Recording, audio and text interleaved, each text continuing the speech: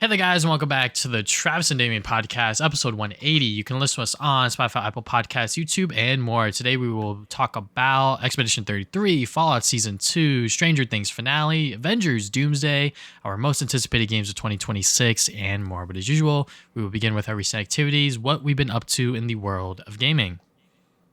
Yeah, so I'll start. I've been playing a game I wanted to play last year, but I decided to do Trails in the Sky instead first. Because there's a bunch of RPGs I really want to play. But the next one I really wanted to do was Final Fantasy Tactics. This got remastered in September, I believe, and I've heard nothing but good things about this remaster. And yeah, it's really good. It basically is the original PS1 game. What's actually really cool about this remaster is you can actually choose to play the totally enhanced version, or you can play the straight OG version. Like, you just play that. And I'm a big fan of that, not because I was going to play the old version, but it's nice to preserve that, right? I'm a big component of, like, if, remake culture is pretty big nowadays in gaming and just everywhere in general. So I think having an easy way to access the original version and, like, the original vision of that game is just good, right? I think every remake and remaster should just include it within the base game itself. But that's just me. I think it's just good to have, like, that, like, you could see where it started and compare it to the remake if you want, but that's a whole nother thing. As for the remaster itself, I think it's great. I've never played Tactics before. I've always wanted to play Final Fantasy Tactics. I've always heard it was really good. And yeah, if you're familiar with games like Fire Emblem, it basically plays like that, just with more RPG mechanics in it, and that Final Fantasy, like, sort of flair to it. There's the job system from Final Fantasy 3 and 5. So you could, like, mix and match your different classes together. Fire Emblem kind of does the same thing, but this, obviously it works how Final Fantasy does, where you get job points. You can invest those in different classes. You can multi-class your units together. It's a ton of fun and pretty necessary to do that, because the game is pretty rough in terms of difficulty. A lot of these old school tactics games are going to kind of kick your ass, and the game has permadeath. But unlike the older Fire Emblem games, your character would go down for like 3 turns. So you have enough time to run over there and, like, revive them. So it's not as bad as something like the old school Fire Emblems, where you can get one unlucky crit and just fucking die. So I do appreciate that they have that system in place. And that was from the original game too. So they didn't, like, add that to make it easier. That was just always how the game works. There's, like, kind of like a ton of archaic mechanics. Well, not archaic, but, like, unique mechanics. Like, every character has, like, a star sign. So you have to, like, if you really want to min-max, you would, like, have compatible star signs with each character, because if you don't, your support magic would just miss all the time, and it's really fucking annoying.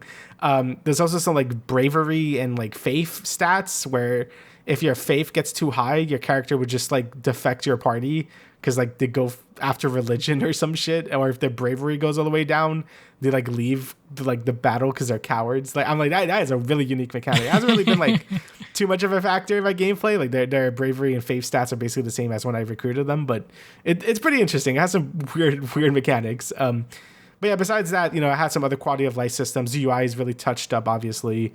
The game actually does look nice. In the initial trailers, the game looks like it was using pixel smoothing, which I really don't like with games that are meant to be more pixelated, because it just looks like ass. But playing it on my TV actually does look really good. They kind of make it more of like it feels more like a pop-up book or something. It's kind of hard to describe, but it looks really nice, the visuals, when you actually are playing it. And the big addition that they added to this remaster was voice acting. Everything is voice acted in this game, and it's great. It's using the same dubbing studio as Final Fantasy 14, since these were the same people that made this remaster. And it's great. You got Ben Starr's in there. He's in, like, fucking everything nowadays. So he's in this game as well. I think all the characters just sound really good and authentic to this timeline. Very, like, medieval, very British way of speaking. It feels very authentic to, like, this sort of, like, time period that it's in, being, like, this more, like, medieval, like, war, like, Game of Thrones-esque story. And as for the story itself, it's really good. I've been really enjoying the story. This game takes place after, like, a gigantic war happened, so you're kind of seeing, like, the aftermath of that war on this country of Ivalice, and I think that's cool. I don't think a lot of games or movies or anything really take place, like, after the big war happens, right? So it's cool to see, like, what would happen with, like, the power of succession, or, like, how the people are revolting after, like, the country's gone to shit because of the war. I think it's a pretty interesting premise for a story to take place. Obviously, there's, like, the magical bullshit. Like, there's, I think there's some god stuff that's gonna happen at the end, like every JRPG. But it's still really good. I've been really enjoying it a ton. Really look forward to beating it. It's not too long, I don't think, compared to other RPGs. I'm like think I'm like 60% of the way done already, and I'm only 18 hours in, which is like, I'm so used to playing like 70-hour RPGs at this point, so it feels like, oh, that's actually kind of short. So, but yeah, it's been a really good time. It's definitely going to hold me over until the new Fire Emblem game comes out at some point, and hopefully Square does a new Final Fantasy Tactics game, because I believe this game sold like 1 million, which is pretty good. So hopefully they have more plans for this sub-series in the future, because I think Tactics games are really good, and they're not going anywhere, it seems like. It seems like it's becoming a more and more popular subgenre of RPG as it goes on. So yeah, really good. Yeah, I think maybe I'm more of a tactics guy, but I have been playing the long-awaited Expedition 33. This was obviously Game of the Year. It won everything last year, and this is the one game that I missed out on, along with a ton of others. But as someone who doesn't really play a ton of RPGs, that was really what was interesting for me to get into it, because we have Damian here, who is like the RPG connoisseur kind of guy for the show. And I'm like, well, I haven't really played an RPG outside of Mario and Luigi Brothers Ship. Before then, when I was really thinking about it, I was like, I don't know, like Pokemon X and Y, Fire Emblem Awakening. Like, it's been years since I've really sat down and played like an actual RPG. And not to say Mario and Luigi isn't an RPG, but they're a lot more streamlined and not as much like customization and like really thought you really need to put into like your party and your moves and all that stuff. So, going into it, I was kind of excited, but I also understood that this was a indie game, and this is made on a budget, quote unquote. It still had a budget of over 1 million, but still in the grand scheme of things, it was made on a budget. So for this discussion, I'm not going to go into story spoilers until the end. So if you're on YouTube, I will put a timestamp in terms of where the spoilers will start story-wise, because when I came into this, I knew nothing. All I knew is that Charlie Cox was in it, Ben Starr, Jennifer English won Game of the Year. I was like, yeah, okay. I know very little about like the story and the characters, but I will go into the gameplay, because obviously Damian called this Mario and Luigi, but on crack, on steroids, because you are always on when it comes to the gameplay. Even though the enemy is taking their turn, you can dodge, you can parry, and you have to pay attention to their patterns. And when you face a new enemy, you're probably going to get hit of the first couple of times. You have to really learn the timings and in terms of how to dodge and parry, and that was really troubling for me, because I was like, oh shit, like the timing is like very precise, and also the enemies do fake you out a lot. Like sometimes when they like swing it back and then it's like, oh, I'm not gonna hit you, okay, now I'm gonna hit you. A lot of that shit did piss me off, but as I just accepted that, and that was just how the game is, I'm just gonna keep going with it. And yes, there were a lot of times where I would just die and my entire party would die, and I could send in my extra party members if I wanted to, but I was like, nope, fuck that. Those other two guys, they're like kind of weak. This is not going to work. Let me just restart. And I would do that a lot throughout the boss fights, and not so much of like the random encounters, like the normal enemies, but the gameplay has really brought me back into the world of RPGs and really made me understand why I do like this genre. Even though I haven't played it in a while, it's like, yes, you have these party members, you can customize their moves, you can add stats to them once you level them up, and it's just a ton of fun. And yeah, Damian, do you have anything to say as I clear my thoughts? So I think it's really cool that the game has the more dynamic twist to it. Obviously, I don't want like every RPG to be like this. Like, I do think it does take a bit more out of the player to be like always on guard. Like you always have to be like dodging attacks, learning enemy patterns like you would in like an action game, but you have like that turn-based combat still. But I do think it's refreshing whenever we get it every now and then. Like obviously the Mario RPGs have been doing this forever, like ever since like Super Mario RPG on the Super Nintendo. But we don't really see a lot of like modern like turn-based games really do this sort of style. So it's cool to see one that really embraces it. And obviously not going to be for everyone, but I think for more people that aren't super into RPGs, I think it just makes the gameplay more dynamic for them, since they're always doing something, right? Because the main complaint I see from people that don't like turn-based RPGs is being like, oh, it's just menus. Like, it's just menus the games, right? But in this one, you actually have to learn enemy patterns. You have to learn enemy tells. You have to know how things work. And, I got my ass kicked too. Like, I enemies do fake you out a shit ton. I've done basically every optional boss I could in that game, and some of those optional fights are very tough. The chromatic boss fights are like pretty hard whenever you just see them just standing there. They give you extremely good like pictos and stuff, but they are really challenging. But again, you can do every fight under leveled with like nothing. As long as you know the enemy patterns, you can get through it, but it is pretty rough. I do think Act 2 probably is the hardest act. I think the final boss of Act 2 is like pretty rough when it comes to knowing the patterns, but once you get to Act 3 you can really break the game. It starts to become like, okay, yeah, I could just like destroy this game now. But yeah, the combat I think is a ton of fun. I think it's one of its strongest strengths because it leans so much into that identity of like just learning the patterns and having this engaging gameplay all the time. Not to say like regular turn-based combat is engaging, because I love regular turn-based combat, but I think for the layman, I think this is going to be like more up people's jam, you know? Yeah, and the other part of the game is you exploring a little bit. You know, this world is massive. There's a lot to explore, whether it is going to the next objective or within those islands and those new worlds that you find. There's little pathways that you can go off to, and it could be items that can upgrade your weapons at camp, or it could be a small little fight that has a item behind them that they're guarding. And, you know, that part of the game is fine. I think it's okay. It's pretty much standard in terms of what you would see in a normal, I guess, like AAA game in terms of like exploration. It's like, oh yeah, this is like a hidden pathway. You see like the boss in like the other side, but if you go on this path, there might be a mini boss, there might be other things that you can collect, and that will reward you with more things that'll make the game slightly easier as you progress. The presentation, you know, like I said, this is a indie game, so I definitely experienced what I think Damian coined it as like Unreal Game Engine jank, where it's like, yeah, you know, like it's a little janky. It's definitely not like what you would expect from like a AAA PlayStation Studios title, if you will. Like I said, this is a indie game at the end of the day, so there's gonna be certain things happening within the gameplay or like the cutscenes or whatever. But not to say that like the game doesn't look fucking beautiful. There were certain times where I would go into a cutscene and I'm like, holy shit, what the fuck is going on? Like this looks insane and like amazing, honestly. Like I was awestruck at some of the story points and like those cutscenes that accompanied them. I was like, okay, yeah, like this is something that they really put their heart and soul into with these moments to make sure that the player felt the impact of them.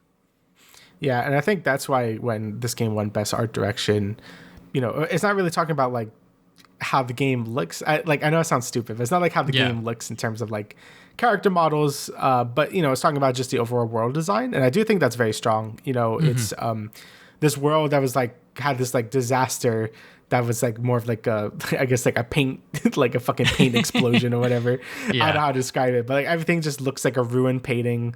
All the enemies have crazy designs. You know, whenever you see the Eiffel Tower, just like all like bent up and shit, like, you know, it's a very striking visual as well. So I think in terms of that, the game looks really beautiful. And yeah, it has the Unreal jank, you know, like I like the character models move very like default ass, like Unreal, like animations, but when it comes to like the combat animations, like the particle effects with, you know, everything has like an ink trail, like everything just feels very like thought out to this painting theme. And I loved it because of that, you know, like, you know, there was a saying, like people were saying on Twitter, it's like, oh, I want worse games that look worse, but have good gameplay, whatever the fuck that quote was. Yeah. I'm like, yeah, you know, for the most part, like, you know, obviously I want my games to look good, but they don't have to look like technically amazing. They just have to have like a good sense of art direction and like where they want their world to be. And I think Expedition 33 does that extremely well. Not to say like other games like Hades 2 or Silksong didn't deserve that reward, and I'm going back to the Game Award discussion, but like I'm just saying, I think all those games had really strong senses of like, yes, this is what we want our world to look like, and I think they nailed it. And you know, Expedition is no exception to that. So yeah, everything that they do is very intentional, and you can tell by when they put in certain segments of like voice acting. Like a lot of the stuff is voice acted. Whenever you pick up an old Expeditions journal, that's fully voice acted. And it blows my mind that like the one thing that was AI generated, which was those posters that was in like pre-development, then they patched it out, but obviously people found it and then they started spreading it around during the time when they won those awards, and then the Indie Game Awards revoked it, which is fair. Like I said last time, that is their right as the host of that show to do, but people are just taking them using AI on like this one little thing and like turning into like, yeah, Expedition 33 is AI generated. And it's like, you play the fucking game. A lot of it is intentional. They have real voice actors. They have real artists working on the entire world. And, you know, if they wanted to use AI, they probably would have used it for some of these expedition notes, right? Like that's stuff that they didn't have to hire voice actors for, but it's so nice when you pick up one of those, you could just sit back and listen and learn more about the world itself, which I guess I'll kind of slowly get get into spoilers. So pretty much the story is that there's this paintress who is like fucking up this world, and anytime the number goes up, anyone at that age is gone. Like they just fucking vanish. And I'm like, oh, okay. So that's what we're doing. Now we're getting into like the real spoilers. So when they go on the 33rd expedition, and then Gustav and then Mayel and everyone just fucking dies. Like the entire crew just gets wiped out by this white-haired guy, and I'm like, oh shit, what's going on over here? And then Gustav is so like distraught. He's like, I'm gonna fucking kill myself. I was like, oh, okay, that's what we're doing now. And then obviously Lune saves him, and then they go on this journey to find the rest of the crew. They eventually find Mayel and Sael and all of these other characters, and I'm like, okay, yeah, like that is a really great hook. You know, I'm always a sucker when it comes to games, movies, TV shows. If it's got a really good like first hook, I'm like, okay, I'm fucking in. I will watch or experience the rest of your media if it has a good hook. And I think Expedition 33 does have that. Yeah, I mean, it really captured me right from the first trailer on the Xbox showcase last year. Or I guess 2 years ago now, because it's not 2025 anymore. But yeah, when I saw that trailer, and I was just like, oh man, like they opened up with that hook of like the paintress and the number going up, everyone getting Thanos snaps. I'm like, this is incredible. And that story hook is just so intriguing the whole way through. And, you know, when you learn more about it as you go further through the game, it just gets more interesting the more you get through it. Obviously, in the third act, things get a little weird. So I'm interested in your opinion on when you get up to that point, because yes, it seems to be a big dividing factor between people really liking the story and people being kind of like about it. So I am interested to see what you think about it. I personally really liked it, but we'll see when you get there. But in terms of just like the story itself, I think it's great. I think they set up a really cool world, a really cool post-apocalyptic scenario that you don't really see every day. I really enjoyed all the characters and just like learning about this world. Like the amount of world building to do in that first maybe like hour or two is crazy. Yes, because like a lot of things take like way longer to really establish themselves, and this one you're basically hooked from the start, and I think that deserves a lot of applause for that, because that is it's not hard to hook you super into a world like that quickly, but this game does, and it does it really well.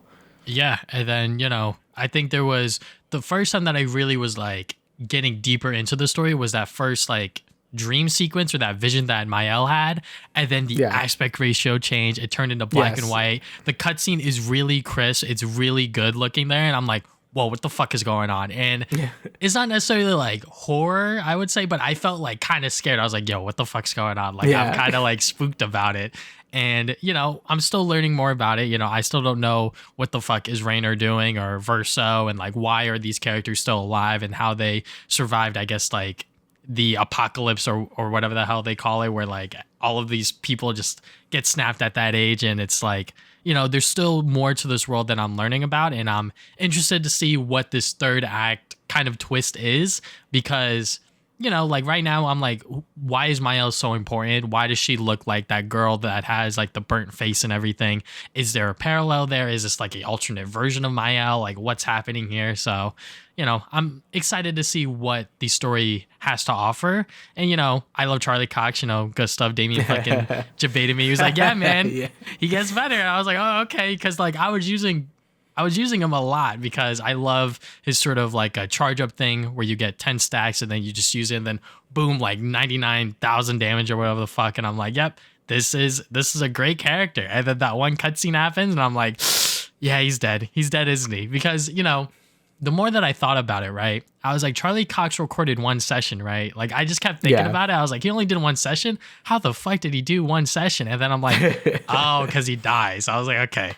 But once again, that goes back to the developers being very intentional with their story. They knew exactly what they wanted. So the fact that they were able to get such a high profile actor like Charlie Cox into the booth that one day, 4 hours, boom, bam, done. And they were able to use his lines in that fashion without having to change or really do anything to his lines and like the writing. Like everything was set in stone by the time he got in the booth, I would assume, because it's like, if you have him, you got to have everything. So you need to know who he's responding to and like who he's talking to. And it all does feel very natural. Like obviously like my illusion of it is like sort of suspended because I know that like obviously everyone kind of recorded stuff on their own time. And it still feels very natural when everyone's talking together. Yeah. So there's a good YouTube video on SkillUp's channel. He did like sort of like a sort of documentary about Expedition 33, and the whole process about it is crazy because like the writing and their the voice recordings, they said was like the fastest they've ever done. Like every voice actor that went through the whole process was like they did it in like a day or two. Like it was like super quick because they knew exactly what they wanted them to say and like how they wanted them to say it, right? Yeah. So with Charlie Cox, he did it like super quickly, even to the point where he doesn't even remember doing the game because of how fast it went. And a lot of actors felt the same way. Like I know Ben Starr went through it really quick as well because they just knew exactly what they wanted him to say. Jennifer English as well. Like obviously they had the most lines, but they they just knew exactly how to do it, and it shows how strong the writing was for this game. Like they knew exactly what they wanted to do. They weren't like half-assing anything. Like they knew the story they wanted to tell, which is when we get to another certain thing, then it's gonna be a little interesting parallel. But they knew exactly what they wanted to do, and that's why the voice recordings were so fast. I think even like Andy Serkis's stuff was like he plays a Renard, and it was a very quick process for him as well because he's just like it was just like super quick, and it helps them with the budget too because they don't have to book a second day for these Hollywood actors. So it's just like all right, there you go, all done. But it doesn't feel rushed. It's not a thing where like it feels like rushed. Like they're not like rushing through their lines. Like all their lines are like performed extremely well. Like Charlie Cox did such a good job. I think this is his first video game, I believe, and he nailed it. I think he did a great job as Gustav. Like he left a big impression on a lot of people, and I think his whole story of like trying to find this way to like help this expedition get through by making the Lumina converter, and like him not being able to fully see the sort of like the effects of it. I think that works out well for his story, and he's not really forgotten throughout the rest of the characters either.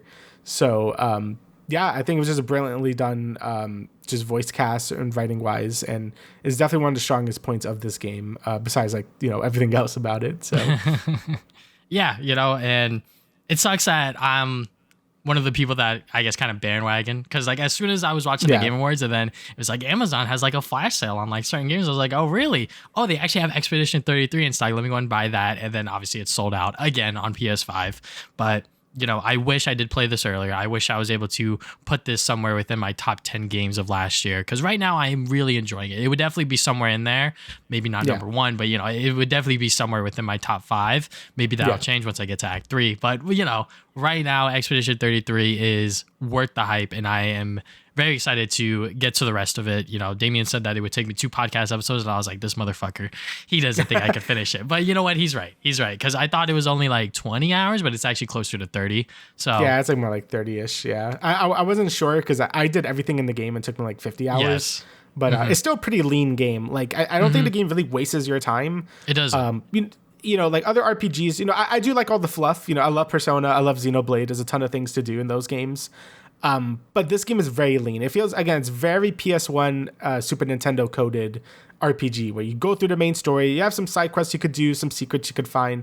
But for the most part, it's mostly just getting through that adventure, getting through that main story. And it just really respects your time. It's a really solid, like 30-ish hours of like just great story and gameplay. And that's all it really needs to do. It doesn't really have to overextend itself, because then you would start to feel, just burnt out from the game after that point, right? Only some RPGs can really go that long without you like wanting to just like stop. So yeah, I think it's doing a really good job with its playtime length. And again, it's another positive to people who don't really play a lot of these RPGs, because for you it's like, oh, I don't want to play like a 70-hour game. I'm like, that's totally understandable. Yes. So yeah, I think this game really does respect the player's time. It's great, and I can't wait for you to finish it, because I do think it is it's going to be a game that I think a lot of people talk about for a long time. Like just like, things like Baldur's Gate, like Nintendo games, like people are going to talk about this for a while. So yeah, I can see why this is a special game and why so many people have loved and praised it throughout last year. And,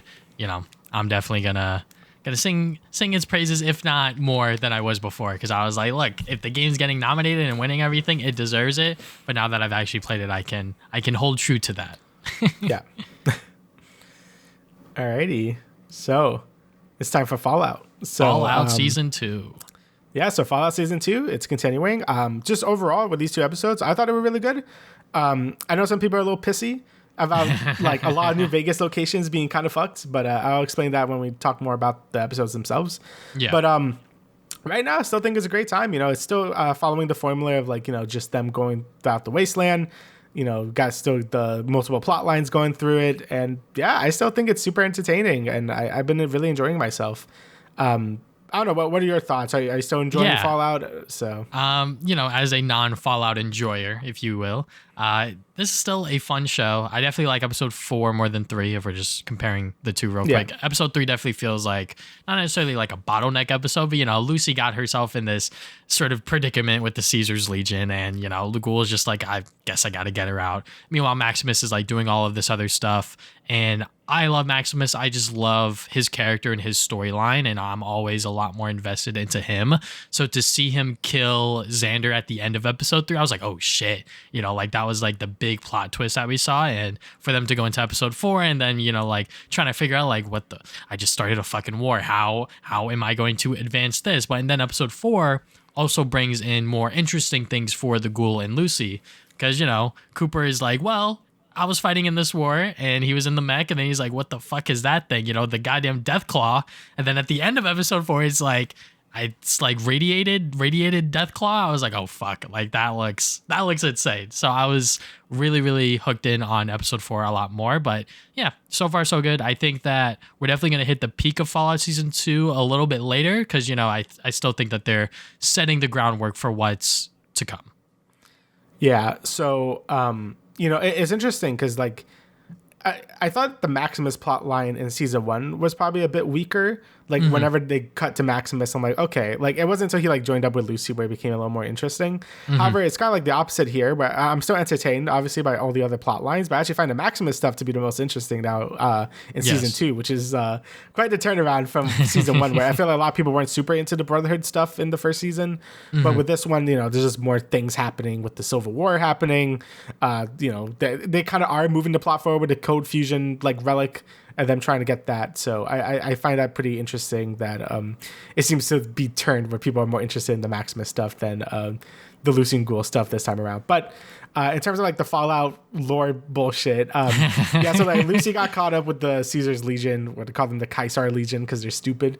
Obviously, this was a major faction with the NCR in the New Vegas game, and it seems like they are kind of split between like the two. There's like two factions of themselves now, and try to fight to see like who is the true Caesar of the Caesar's Legion. So I find that interesting. And this kind of brings up my point, along with the NCR, where the NCR is also fucked. I know they fought in the ending of season 1 when they were trying to get the Code Fusion thing, because Moldover, whatever her fucking name was an NCR person, and they also want to kill Code Fusion to sort of like power up like the just the wasteland, right? Just like have power for all. And then they all got murked by the Brotherhood of Steel in the end. So yeah, like anything that's left of the NCR is like very tiny. I wouldn't imagine they're all gone. I saw some people like talking about like, oh, is the NCR just fucking dunzo for realsies? I'm like, I don't think so. Like, I think like their New Vegas, or just like their Vegas branch, I think might be done for, but I think they still have a ton like more West Coast. I'm not too sure. But either way, it's interesting that both of these factions are kind of just fucked, because it kind of leads into my theory that where they did pick an ending. As I was saying in the last podcast episode, I wasn't sure what they were really going for in terms of the ending, because there's a ton you could pick from. Yeah. And that there seem to be going for the independent Vegas ending, which is one I picked personally in my New Vegas playthrough. Basically meaning you didn't really pick like any faction to win. You kind of just let New Vegas kind of like just be as it is, and you kind of just do your own thing. And it seems like they went the more cynical route of that ending, where it's like everyone just fucking kills each other, which makes sense. But yeah, it seems like that NCR and Caesar's Legion are kind of just like in the shit. I think we're gonna see more of them as the season progresses, because it'd be really weird if we don't. Like it'd be cool to see like what the actual true like successor to Caesar's Legion is supposed to be. It'd be cool if the NCR got some more stuff and like kind of came back to power as the season goes on.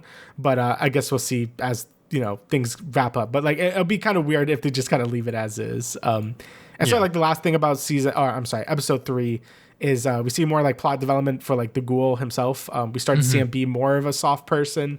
I think he's starting to remember like more flashbacks of himself. Like, okay, I wasn't always like this like monster in the wasteland, right? He could have just betrayed the NCR right there. He could just have the Caesar's Legion just like kill them and just be on his way, but he chose to blow up the camp that the Legion was in and like let them fight each other. So, he is a good guy at the end of the day, maybe, you never know. And Lucy seems to be sort of the opposite, where she is starting to be a bit more cynical and violent. We saw that a bit more in season 4, where she got, in episode 4, where she gets addicted to buff out, and she's like, when she was talking about the NCR, because, the NCR really aligns with her values as like a good person, but she's like, there's just more people in like matching jackets. Like, I don't care. So it does seem like she is a bit more cynical, from just the factions in general. So that I find that pretty interesting character development for the both of them. So yeah, that's why I love that pairing together, because it's like you can see how both of them are rubbing off of each other, and like the different ways. Like the ghoul is becoming a lot more human-like, and Lucy is becoming more akin to how the Wasteland is, where it's like every man for themselves. And that entire sequence of her just fucking murdering the other ghouls, I'm like, yep, this is great. I love seeing how her character is just devolving or evolving, depending on how you look at it. Yeah. And then episode 4, like you said, this was the more, I guess, packed episode, because there was lots of things going on. The opening was actually them fighting in Alaska. I think this was like Anchorage or whatever. It was a DLC in Fallout 3 where, it was like Americans versus the Chinese war. And I believe that's the war that started the whole bombing to begin with. But that was like, I don't know how they're going to fit it now, because now Vault-Tec launched the nukes. I don't know. I guess we'll see as the show progresses. But either way, you see him in like the old ass like power armor that's like really shit, and it keeps breaking down. And then a Deathclaw shows up and saves him from the Chinese soldiers that are about to kill him. I totally forgot. I had to like look this up, because I forgot Deathclaws were like pre-bombing. Like I thought they were made by the nuclear waste, but they weren't. I'm starting to remember. Yeah, they were made as like a bioweapon for Americans to like use or whatever. So that's why Deathclaws were there in pre-war, and then they started to be all over the fucking place when everything went to shit. So that was cool to see. And the Deathclaws look great. Apparently, like they use a lot of practical effects for the Deathclaws, which is very interesting. I didn't know that. So they look great. So they did a good job really making them imposing and just like demon looking motherfuckers. So yeah, good job on that. After that, we got a lot of things going on. You got like the vault drama, where like the water trip is still broken, and like everything, all their supplies are running out. So the two overseers of Seth, who's the one with the eye patch, and Betty, were both talking about it. They seem to like they figure out that Bud's like left, and like the vault experiment is basically over. So there's no real reason to like keep doing what they're doing. But Seth is being weird about it, and is being like, hey, I want this thing from like Vault 33, so like give it to me. I don't know what the fuck that is. But when they're talking about it, Chet, he like finds her ID, and it's like she was a Canadian. And usually that it's like really funny, because if you don't know anything about Fallout, it's like, what the, okay. Yes, she's that's Canadian, how I was. I was like, what's going on here? So yeah, her being Canadian, it could be that she was like a double agent for Canada. Maybe they like sent her into the vaults to like sabotage stuff, because in the Fallout universe, America annexed Canada, and there was like a whole war over that for resources, kind of mirroring real life at this point. But anyway, so I'm assuming that has something to do with that. Why does she even care about that stuff when Canada or the rest of the world doesn't even exist anymore? I don't know. I guess we'll see. I don't really know what her plan is there. And when Norman is leaving the vault with Buds too, they seem to be knowing more stuff than they're letting on as well. So pretty interested to see where that's going. That seems to be like they're really like stretching that plot line out to be like, I don't know what's going on, but I guess we'll see once we get towards the end. So I'm assuming it has something to do with Mr. House if they keep doing stuff like that, but I guess we'll see. Obviously, as you talked about before, like when Maximus killed Xander, this started like the whole Civil War. He wanted to talk to Quintus, which was his like chapter leader. He couldn't fucking kill him. I mean, at that point, just pull the trigger, right? Like fucking just kill this dude. But I think this also shows growth for Maximus as well. I saw some people on like Reddit and Twitter being like, what is this dude's values? I'm just like, I think because Maximus says it in the episode, it's just like things just keep happening to me, and I think that shows that he is like a survivor at the end of the day. Like he will take anything he can to survive. And, at his core, he is like a good person. Like he doesn't want to like hurt people. Like he obviously stopped Xander for killing a bunch of ghoul kids, because like he's like, that's fucked up, man. Yes. And, he saw himself in those people as well, because he was also saved by a Brotherhood of Steel person when Shady Sands got nuked. So he's just like that, now them killing a bunch of kids, that's fucked up. So, and he started to realize that like the Brotherhood just does not align with his way of thinking like at all. And, he just has to defect at this point. And I think this is where the NCR is going to sort of wrap back into the overall story, where I think he is going to end up joining the NCR, give them the Cold Fusion thing, and maybe go throughout their plans to like sort of make the NCR a stronger force again and like do good. I think that makes sense for his character, since this whole season and a half he just has been lost of where he really belongs. Like, he was in the Brotherhood of Steel, then he was with Lucy, then he went back to the Brotherhood of Steel, but he really isn't feeling it anymore. So I think the NCR probably is the best place for him to be. And then after that, Lucy, like I said, she got addicted to drugs. She got going crazy. Got a cool fight scene in the New York strip, in the New Vegas strip. There you go. Yes. And those ghouls were actually the Kings. They were like another faction within the New Vegas strip. You would help them out in some quests, and they all had like the same like what do you call his name? Elvis like look or whatever. Yes. The alternative feral ghouls, don't know how that fucking happened, but they're all ghouls now, so that sucks for them. I kind of like them in the game, so they're all dead now too. But yeah, and then when they get to the New Vegas strip, it's like completely empty. In the game, obviously, it's full of people, and it's like a full ass like city. And this is all abandoned, and it's irradiated for some reason. I don't know why. It isn't bombed, so like I guess like I don't know how the radiation spread. But then a Deathclaw shows up, and it looks like they're gonna have to fight Deathclaw in episode. I don't know, I keep seeing season in episode 5. So yeah, definitely a lot of things are happening. And I'm really interested to see like what the fuck happened in New Vegas to begin with. I don't know where Mr. House is, because if they're arguing for the independent Vegas ending, he should be dead. And like we'll probably see Yes Man as well, who's another important character. So I don't know. I guess we'll see. But I'm still enjoying it. There's a lot of questions to be answered. I think the weekly format's working pretty well, since it really gets you thinking. Like with the I believe it released binge-wise the first time, or released in bunches. I don't really remember last time. I think they dropped everything at once, if I'm correct. So you kind of really like theorize stuff, and this one it really gets your head going. I'm like, oh, I wonder what they're going here, what they're doing. So yeah, pretty good season so far. I've been really enjoying it. I know people are disappointed about the whole everything New Vegas related is like in the shitter, but it's still cool to see the locations. So. Yeah, and it shows like time progressing too. Like it shows exactly that New Vegas happened like 20-some years ago at this point, or like 10 years ago. Like things are gonna change, and the wasteland, like things don't stay stable for long. Like things are always gonna be breaking down, and power struggles are gonna be happening. So I think they're doing a good job with moving the plot forward for the overall like Fallout universe. So yeah. Yeah, making the show canon to the actual timeline was always going to be a risky maneuver, and fans are going to like certain things, and then they're not going to like other things. And yeah, that's just the risk that they had to take when they did make the show canon to everything. And, like I said, as a non-Fallout enjoyer, the show is really, really good. I am enjoying myself. Like I said, I love Maximus's plot line, even though some people might be like, well, what the fuck are like his morals? And it's like, he's been confused for like most of his life. Like he fucking had to hide in a fridge as his parents got nuked right next to him. And then he got thrown into this brotherhood, and, he was kind of just going along with what they were doing. And then he found Lucy, and she was trying to show him like another way of how to live. Then he went back to the brotherhood, and now we're seeing him go out of his shell, and he might join the NCR, or he just might go independent. Who the fuck knows? I have no idea what the hell they're going to do with him now that he's away from that. And he also just started a fucking civil war, internally. Yeah. Like that is just so crazy. And also one of the most funny things he's fucking done, because it's like, this man just doing shit. Stuff just happens. Like he said, like stuff just happens in front of him. I just love his answer to everything is just kill people. Like he's just like, I'm just gonna kill them. Like that's how I play Baldur's Gate 3. I just fucking killed everyone. Like you're giving me some shit, you're just gonna die. So he's like, these ghoul kids are gonna die. This guy's gonna kill them. I guess I have to kill him. It's like, well, what else am I gonna do? I mean, I guess he could try to stop him, but then he might just have to kill him in the end anyway. So yeah. Fallout Season 2, very, very good. Now let's talk about Stranger Things, the finale, the 2-hour-long finale. I'm honestly glad that we had a break in between Volume 2 to the finale, because a lot of shit happened after the finale, and people, theorizing and maybe potentially going insane because of how hollow the finale actually was. But we'll save that for a little bit later. So first up, yes, it is a 2-hour-long finale. It was in theaters, and apparently there was like 1 million people that RSVP'd to go see it across the US, which is crazy.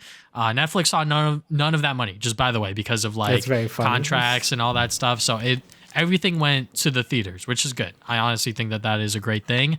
Maybe in the future, Netflix might try to weave that into the contracts for certain shows to be like, hey, you know, like if we do something in theaters, you will get X amount of money or whatever. So because we have so many fucking characters, there were multiple different groups going on that we have seen throughout the season. You know, we got Erica and Mr. Clark, Murray, Hopper, 11 and 8, Vicky and Max, and then everyone else, literally everyone else, the other 9 characters. So, you know, watching the finale, I was just like, okay, how are they going to end this? You know, because I think that was like our big question last episode, where it was like, all right, volume 2 kind of just leaves it all up onto the finale to close everything out, which is a lot. You know, it's a lot for a single episode, even if it is 2 hours long.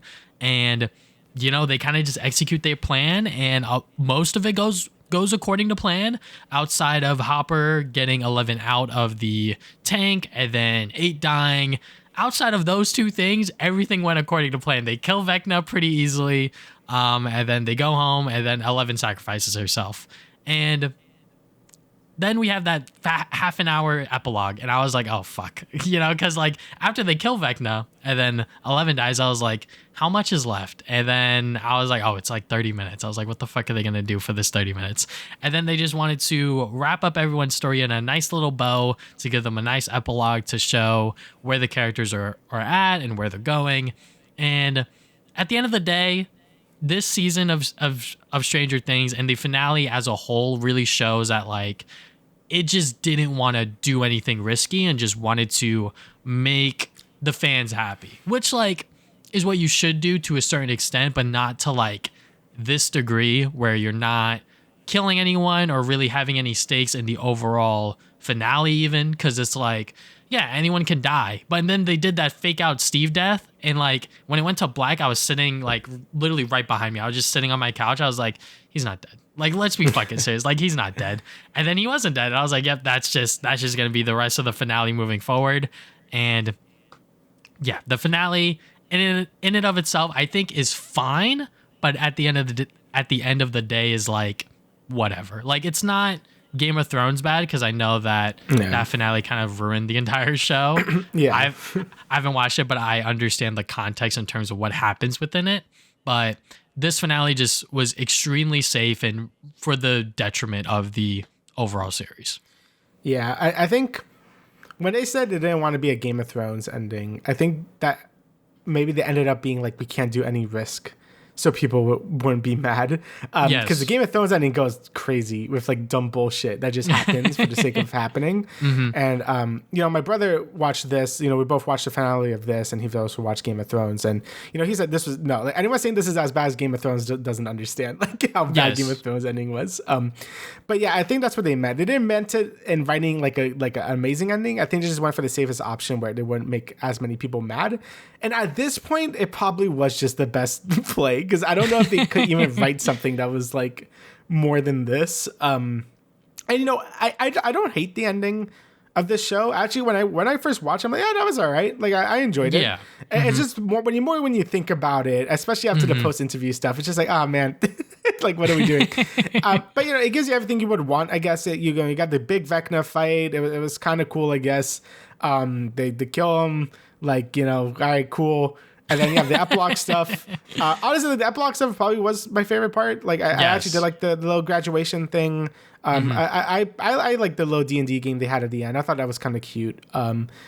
But, you know, besides that, it was just like, and, you know, that made me actually, like, leave the show feeling pretty good. I'm like, yeah, you know, that was cute. I like that. You know, I'm happy they all got their happy endings or whatever. But then I'm like, you know, the more you think about it, and, you know, I'm a big component of, like, characters probably should die if they kind of serve their purpose a lot of the time. I'm like that with a lot of RPGs or just movies or whatever. I'm like, well, what's the point of this character living? They don't really do much. like afterward, like, and this is a weird pull to put, but like when in My Hero Academia, when All Might didn't die in like season 3, spoilers for that, he doesn't die. I was just like, why is this character still around? But they actually do pretty good with him like later. So I'm like, okay, they kind of answered. But like All Might was kind of like not doing anything for like 2 seasons. So I'm like, why did he live? Like maybe he should have died when All for One was taken care of. But this one's kind of the same way. Like I feel a lot of characters are just kind of like here. Like every shot is just like why are half of you alive? Or, like it's like 9 of them on the fucking tower. I'm like, all right, here we go. Yeah, there's just too many groups at this point, right? And they just kind of like forget a lot of characters too. Like Vicky, like I don't know why she was even in this. And then in the post-interview stuff, they were just like, oh, maybe they're together still, Robin and her. We don't fucking know. I'm just like, why would she even hear that? So I don't know. Even 8, like I thought it was cool. They didn't retcon her completely, but then it's like you can. And again, it's this thing Stranger Things always does, where they only kill characters that like no one gives a shit about. Yes. Like they just they only do that. They've been doing that since like season 2 probably. Like they just like bring in a character that just for that season and then kill them. And then like that's it, and like and that doesn't count. like yeah, I love Steve and stuff, but like if you want to have him like, have a heroic death, not that dumb bullshit where he was gonna like fall, like we all knew he wasn't gonna die, but if you want to have someone die heroically at that point, like yeah, let it happen, right? So like even like fucking like you couldn't kill their mom like from that Demigorgon. Like come on guys. Like she did serve a purpose, but you know it was like after that it was kind of like whatever. But you know, your whole point of like once a character serves their arc, maybe they should die or leave the show or whatever. And like, yeah, you really do notice that with Stranger Things. A lot of the characters, they find new purposes or new things to have a new arc with. Like, for example, at the beginning of this season with Dustin, you know, him being so hung up on Eddie's death, and then that creates conflict with him and within the other group and with Steve. And you know, like I understand where they're going with it. Like it all makes sense, but certain things, not to say that Dustin should have died, but you know, like that's just a example. Like they are always constantly trying to give these characters new arcs and new things to do. Cause like, you know, Nancy and Jonathan, they had like their thing at the paper within season 3, and then their whole relationship, which spanned season 4 and 5, you know, and it's like, you know, certain characters maybe should die and maybe should not be within the show, because when they do have death, it's like, whatever, you know, like 8 dies. It's like, okay. And then 11 dies, quote unquote. They left it up for interpretation, which I do like. I do like that they left it kind of open ended, but then the way they explain it with like Mike's story, it kind of makes it seem like Mike just made that shit up. And you know, we'll talk more about like is 11 alive later, but you know, like those are the only 2 characters that technically die within this finale. And it's like we've seen 11 die before within season 1, because they probably thought that they were only going to get 1 season, so that's how they had their big finale. And then 8 dies, and she had a great reveal, you know, a great return. And then for the rest of the episode, she's kind of just there. She's kind of just there to manipulate 11 a little bit, to make her second guess, and she's literally a plot device. Like. Yes, literally just there to be like, hey 11, you might need to die because all of your friends and family are gonna, you know, be on the hunt for the rest of their lives because they're trying to get to you. And the fact that 11 came up with that conclusion at the end to be like, yeah, I do need to die, I'm like, I don't know, it just felt like that wasn't like the correct ending for her character, because you know, one of our friends, Louis, he sent me like a TikTok. I will credit the person on screen if I remember, but it was like the entire theme of like Stranger Things from like 1 to 4 has always been about like community and like family, kind of, because it's like, you know, it starts with like these 4 group of kids and like they're all best friends, and then one of them goes missing, and then they bring in 11 who doesn't have any family, and then that becomes part of their new family alongside Will as they're trying to look for him because of that love that they share for him. And it kind of continues out on throughout the rest of the seasons. But, you know, for that to be like 11's finale and that being her conclusion and final message, just seems like, it just seems off. Yeah. Yeah, I don't know. I feel like this, like the whole beginning part of the finale probably was the weakest bit. Where it was just like them trying to just wrap everything up real quick. I don't know how you would like sort of fix it. Maybe have them split into 2 episodes and make them longer. But even then, like I don't know if that would help much to begin with either. You know, like I feel like a lot of things about the Upside Down was already like revealed. Just like all Vecna, and you know, like you have it written here, like yeah, Vecna really didn't feel that threatening this whole season either. Yes. And that's something I think every season of Stranger Things has a very strong identity. Like it's parroting something like an 80s or 90s horror thing while still being its own thing. Season 1 was very much like, E.T., very like, dealing with government conspiracies while still doing its own thing. Season 2 had really strong Gremlin vibes going on. Season 3 was very like Body Snatchers with all the Mind Flayer stuff going on. And season 4 was very like Nightmare on Elm Street with Vecna and like doing its own thing with like its own like sort of like murder mystery stuff going on or whatever. And this one, like I feel like this season had like no strong identity like at all. Mostly because like I said in the last podcast, I felt like they kind of like reverted to zero after the end of season 4, where it's like, oh, everything is kind of status quo again, even though it's not. I'm like, what was the point of that? You could have kept the whole show in the hellscape and like nothing would change. I feel like most of this season was kind of getting back to that point for like no reason. I feel like Holly didn't really add a ton to the season either, and we spent so much time with her. Like I think the only reason why I think they added her was just to be like, oh, here's like the new generation of Stranger guys. I'm just like, all right, I guess. And yeah, it was cute at the end when they did that, but I'm just like, I don't really know what the point, because everything she did just kept going back to like, oh, she's captured by Vecna. And they found like about the abyss and stuff, I guess. But I'm like, I don't know. I feel like a lot, and I'm not saying that I didn't like that plot line or anything. I'm just saying like I don't know what we were doing there. So yeah, I feel like the season just lacked a lot of identity. And now that I watched the finale, I would rank this the lowest out of all the seasons. Like, I do think this is the weakest season of Stranger Things. Like if I am gonna rewatch this show at any point again, like yeah, I'll be like, all right, season 5 time, I guess. So it just didn't really feel like a finale of a 10-year thing. Like it just feels like, okay, we're just ending it our obligation rather than like we wanted to do it. There's like a very strong feeling of that. Like you said, the show didn't take any risk, and it didn't really do it in any of the seasons, but in this season in particular, it does be like, all right, here's your happy ending, all right, leave us alone, goodbye. So yeah. Yeah, Vecna. I loved Vecna within season 4, and I think everyone loved the introduction of this brand new villain because they were so threatening. They had a presence. Jamie Campbell Bower, that guy is fucking insane. He is doing laps around certain cast members within Stranger Things. He is such a phenomenal actor.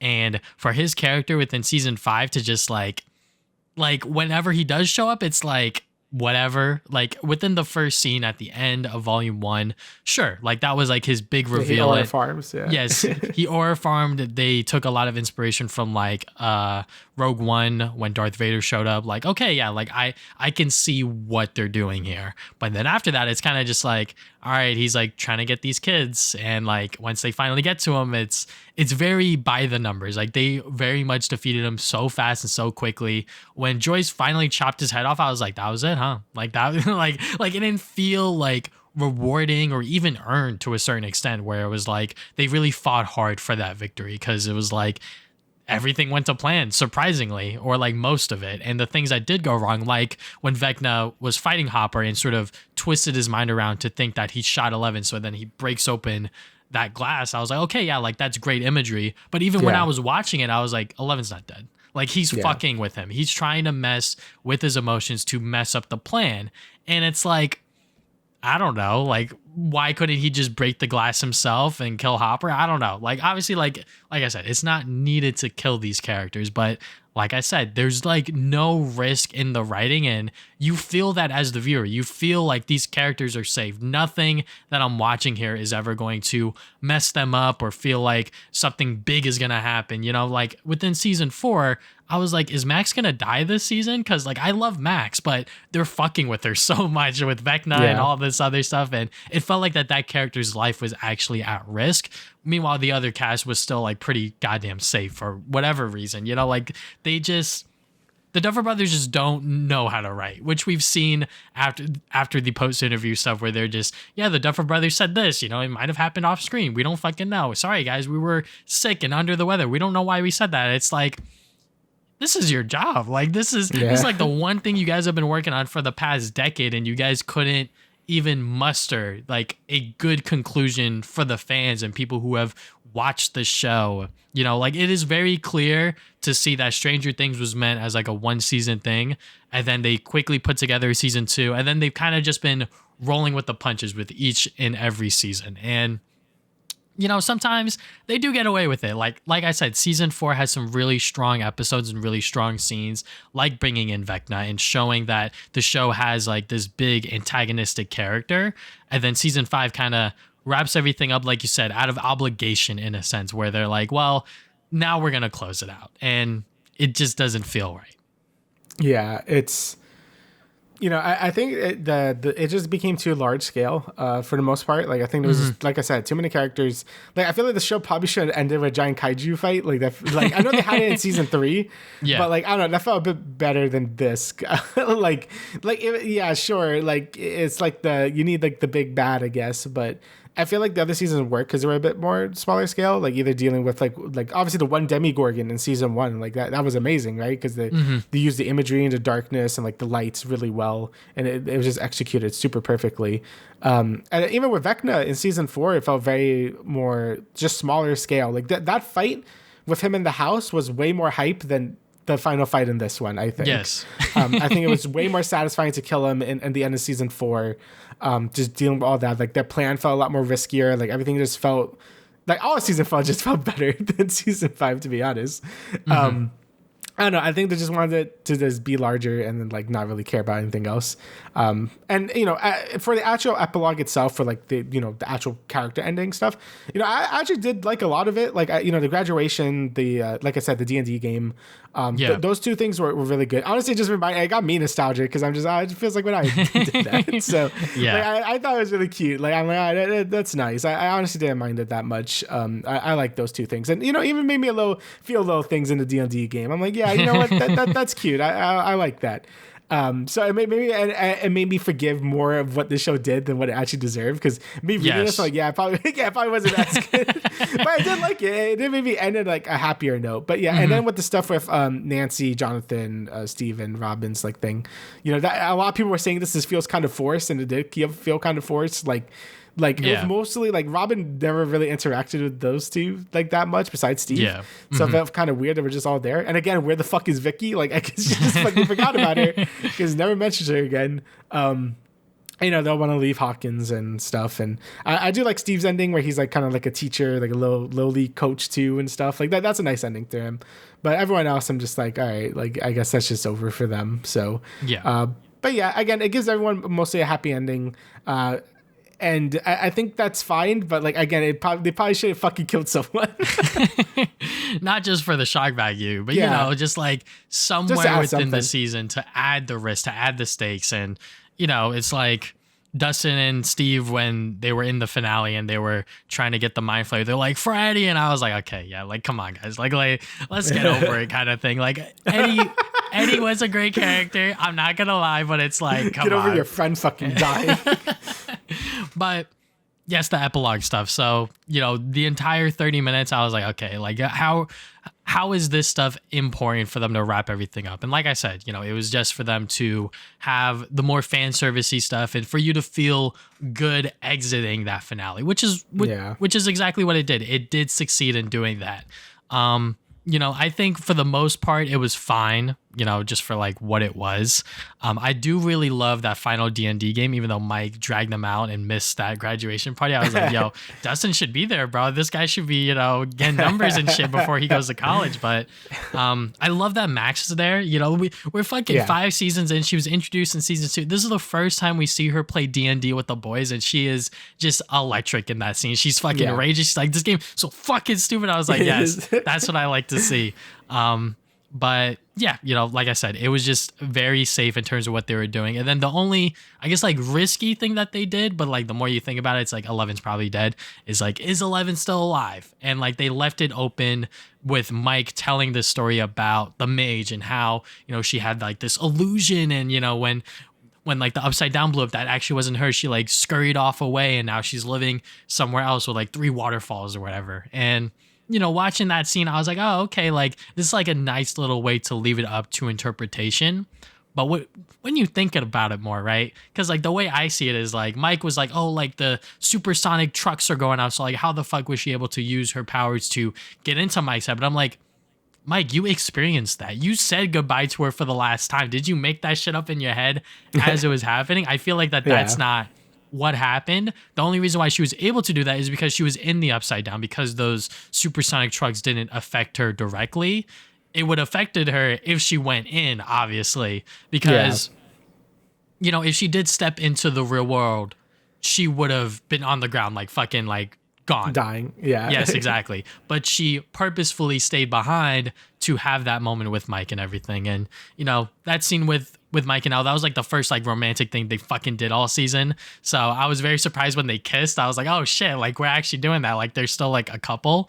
But just throughout the finale, even during this scene in particular, it was like they just throw in like scenes from like the other seasons. So once again, pull at your heartstrings and really make you feel like time has gone by. Like the 10 years, it really has been 10 years since the first season they were dropped. so little, bro. I like forgot. I'm like, oh my God, they were actual children. Yes, like, they were very tiny. They were actual children in the show acting. And yeah, it was great. But, you know, I think the flashback sequences and like those scenes, there were just way too many of them. I'm like, yes, I remember season 1. I remember season 2. I know what like you're doing here, but it just felt very cheap.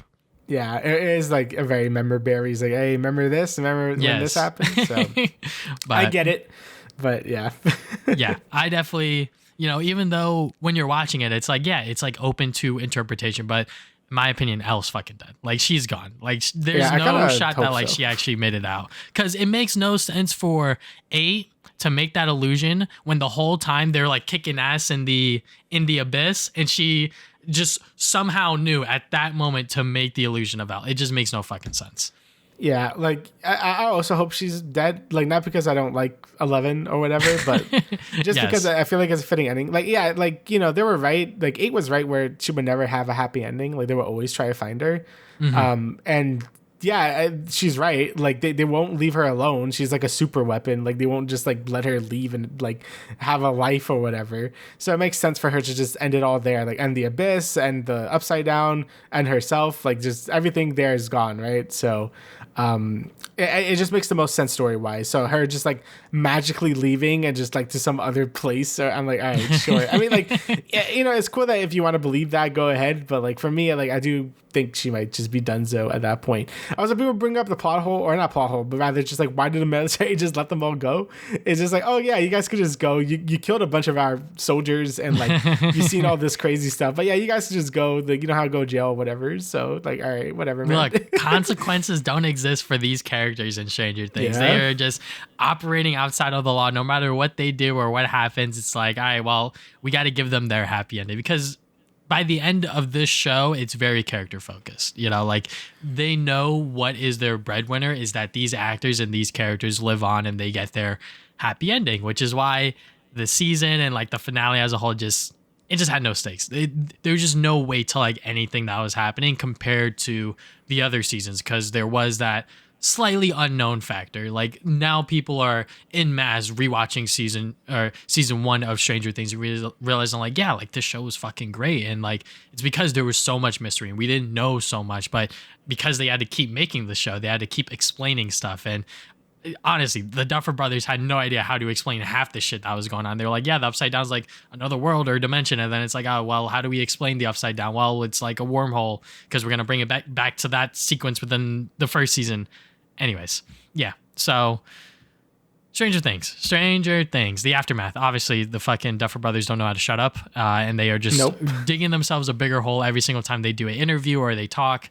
And now that Netflix documentary is going around, which I didn't put any notes for that, but I just saw some certain things on Twitter or whatever, and it's like, yeah, it seems really bad, because I know the Abyss, people were like, why the fuck are there like no demo dogs or like bats or whatever? And like a writer directly brought that up within that documentary. It was like, yeah, we like need like something up there. And then they just ignored him. They were like, yeah, well, we're just not going to put stuff up there. I don't know why they thought saying any of this was a good idea. Like, I don't know why doing this it's like what I was saying last podcast, where it's like, oh yeah, we had this shit planned out for 10 years. Like, no, you fucking didn't. Yes. You're obviously making this shit up as you go. Like nothing about this show was cohesive at all in terms of like lore or whatever.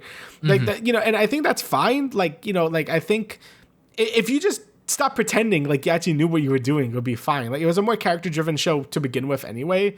So like, as long as it has just some cool moments and like cool character stuff, like that's fine. But like, they kept trying to make it like they were like these smart, like, oh dude, this exotic material. Now that shit existed since like the beginning, bro. That shit was always in Hawkins' lab. Like that, like, oh, the Upside Down, that was always a black hole to some other planet. It wasn't really until season 4 is where I think they actually started to be like, okay, this is what actually happened. Because like when Henry went into the abyss, it was like yellow and shit. So I'm like, okay, It wasn't the Upside Down. So like, it was by season 4, I think they actually knew what they kind of wanted to go for, but they didn't know what the fuck they were doing since season 1. Like, don't pretend like you did. Yeah. And then just saying all this, it just makes it seem so like you just didn't give a shit. It's just like, oh yeah, we're just buying this shit, like whatever. It makes us money. I think they're saying like, oh, we'll return to Stranger Things if we like get poor or something. I'm just like, Jesus Christ, guys, like read the fucking room. Like, what's your problem? So. But the finale was so bad, and like certain fans were doing this conformity gate thing, with like a secret ninth this episode. This was like mass psychosis. I'm like, what is happening? Like, I didn't even know what was going on. This was a insane thing that the fan base just put on. They were like, yeah, guys, there's like a secret 9th episode that's gonna drop, and they crashed Netflix. I was like, what the fuck are you guys doing?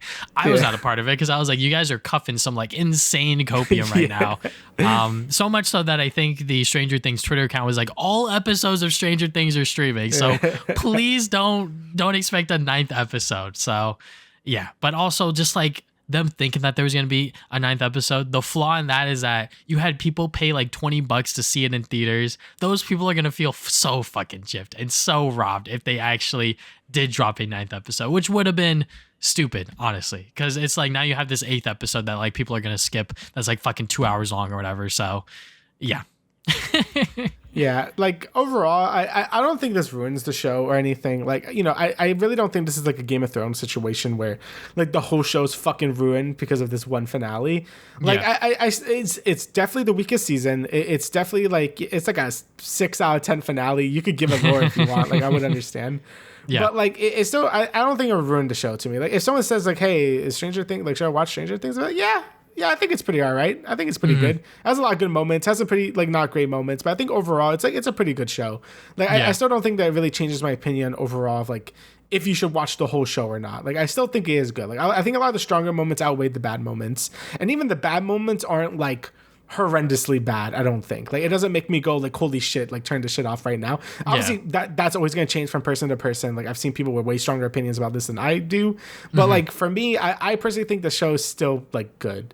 You know, the finale and final season definitely are the weakest point of the show, but I could still in good faith be like, yeah, it was still good. It was a fun ride. I think the ending is good enough to like land it. It's shaky as fuck, but I think it's good enough to land the ship okay. Like, you will still have an enjoyable time watching the show, I think. But yeah, it definitely doesn't excuse that the writing and like how everything was planned out or lack of planning. The Duffel brothers being like hacks, I'm just like, yeah, that doesn't change that, but it's still all right. It's still a good show. So yeah, you know, when I did my rewatch of Stranger Things just randomly last year before this final season was coming out, I was like, yeah, Stranger Things is still a great show. My favorite season, I think, still is like season 3 because I think it has all of the good vibes that you would want for the characters, and then you still have like those action sequences, those like horror like elements with the body snatching stuff. But you know, overall, Stranger Things, it's fine, it's good. You will definitely get hooked in with season 1, but just know to those people that you're recommending it to, it's like, yeah, season 1 is like the peak. Like, that's like, it is. That's like the very, at least for me, yeah. That's like the very, very top, and then season 2, season 3, season 4, it kind of dips and dives, and then honestly, I think season 5 kind of plummets it, but not like all the way to the bottom, right? Because there's still some I don't think it ruins the show. At least to me, it definitely doesn't ruin the show, but there's definitely.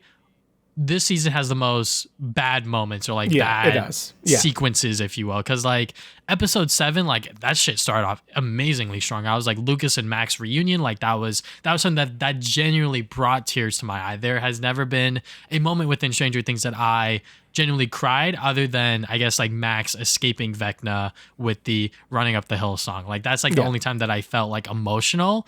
But and then the rest of that episode kind of just fucking tanks itself. But anyways, yeah, Stranger Things, it's still great, but this final season and the finale as a whole definitely missed the mark. And I think people are I'm opening their eyes up more to that. Even if they're like huffing insane amount of copium, the Duffer Brothers keep talking, and this documentary is now out. So now they're truly seeing every single crack that this final season had. Yeah. Okay, so now let's get into some news, mostly entertainment. The one gaming news that we have here that's relevant to us is next Life is Strange game got leaked through Peggy. They fucking just dropped the name of it, Life is Strange Reunion. So it has this little paragraph. So Chloe Price was Max Caulfield's partner in time. Losing her is Max's greatest regret. Now Chloe has come to Caledon University, haunted by nightmares and impossible memories. Chloe needs Max's help, but Max is already in crisis. In 3 days, a deadly inferno will destroy the campus. So this seems like the follow-up to Double Exposure, which we've talked about extensively on previous episodes in the podcast, which, you know, I think for the first Max Caulfield adventure post Don't Nod, it was fine. I think the later half of the game definitely does some crazy and wacky shit, but maybe this game will tie that up. But then again, them bringing back Chloe Price seems like a very desperate move to just like get people like back in good faith for the series. Cause obviously like Max and Chloe, they are Life is Strange. They are like the main protagonists, and people have been dying to see Chloe again. So I wonder how that's going to work within this game, because it has to be a different version of Chloe. And because of the way you pick your choices within Double Exposure, is like, is she alive or is she dead? But like, if you're making this game with Chloe in mind, then she has to be alive. I don't fucking know.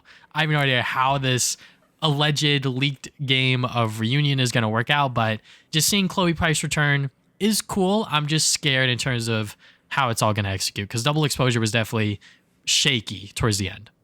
Yeah, it definitely was. And, you know, I'm a big component of Chloe being dead for the most part. There's the comic series that she is alive. And I do think that is good.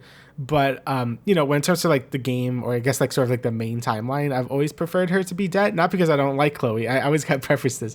But I think it was a good ending. Like, speaking of characters that I feel like, you know, like serve their purpose, like Chloe learned a lot from the whole time travel adventure.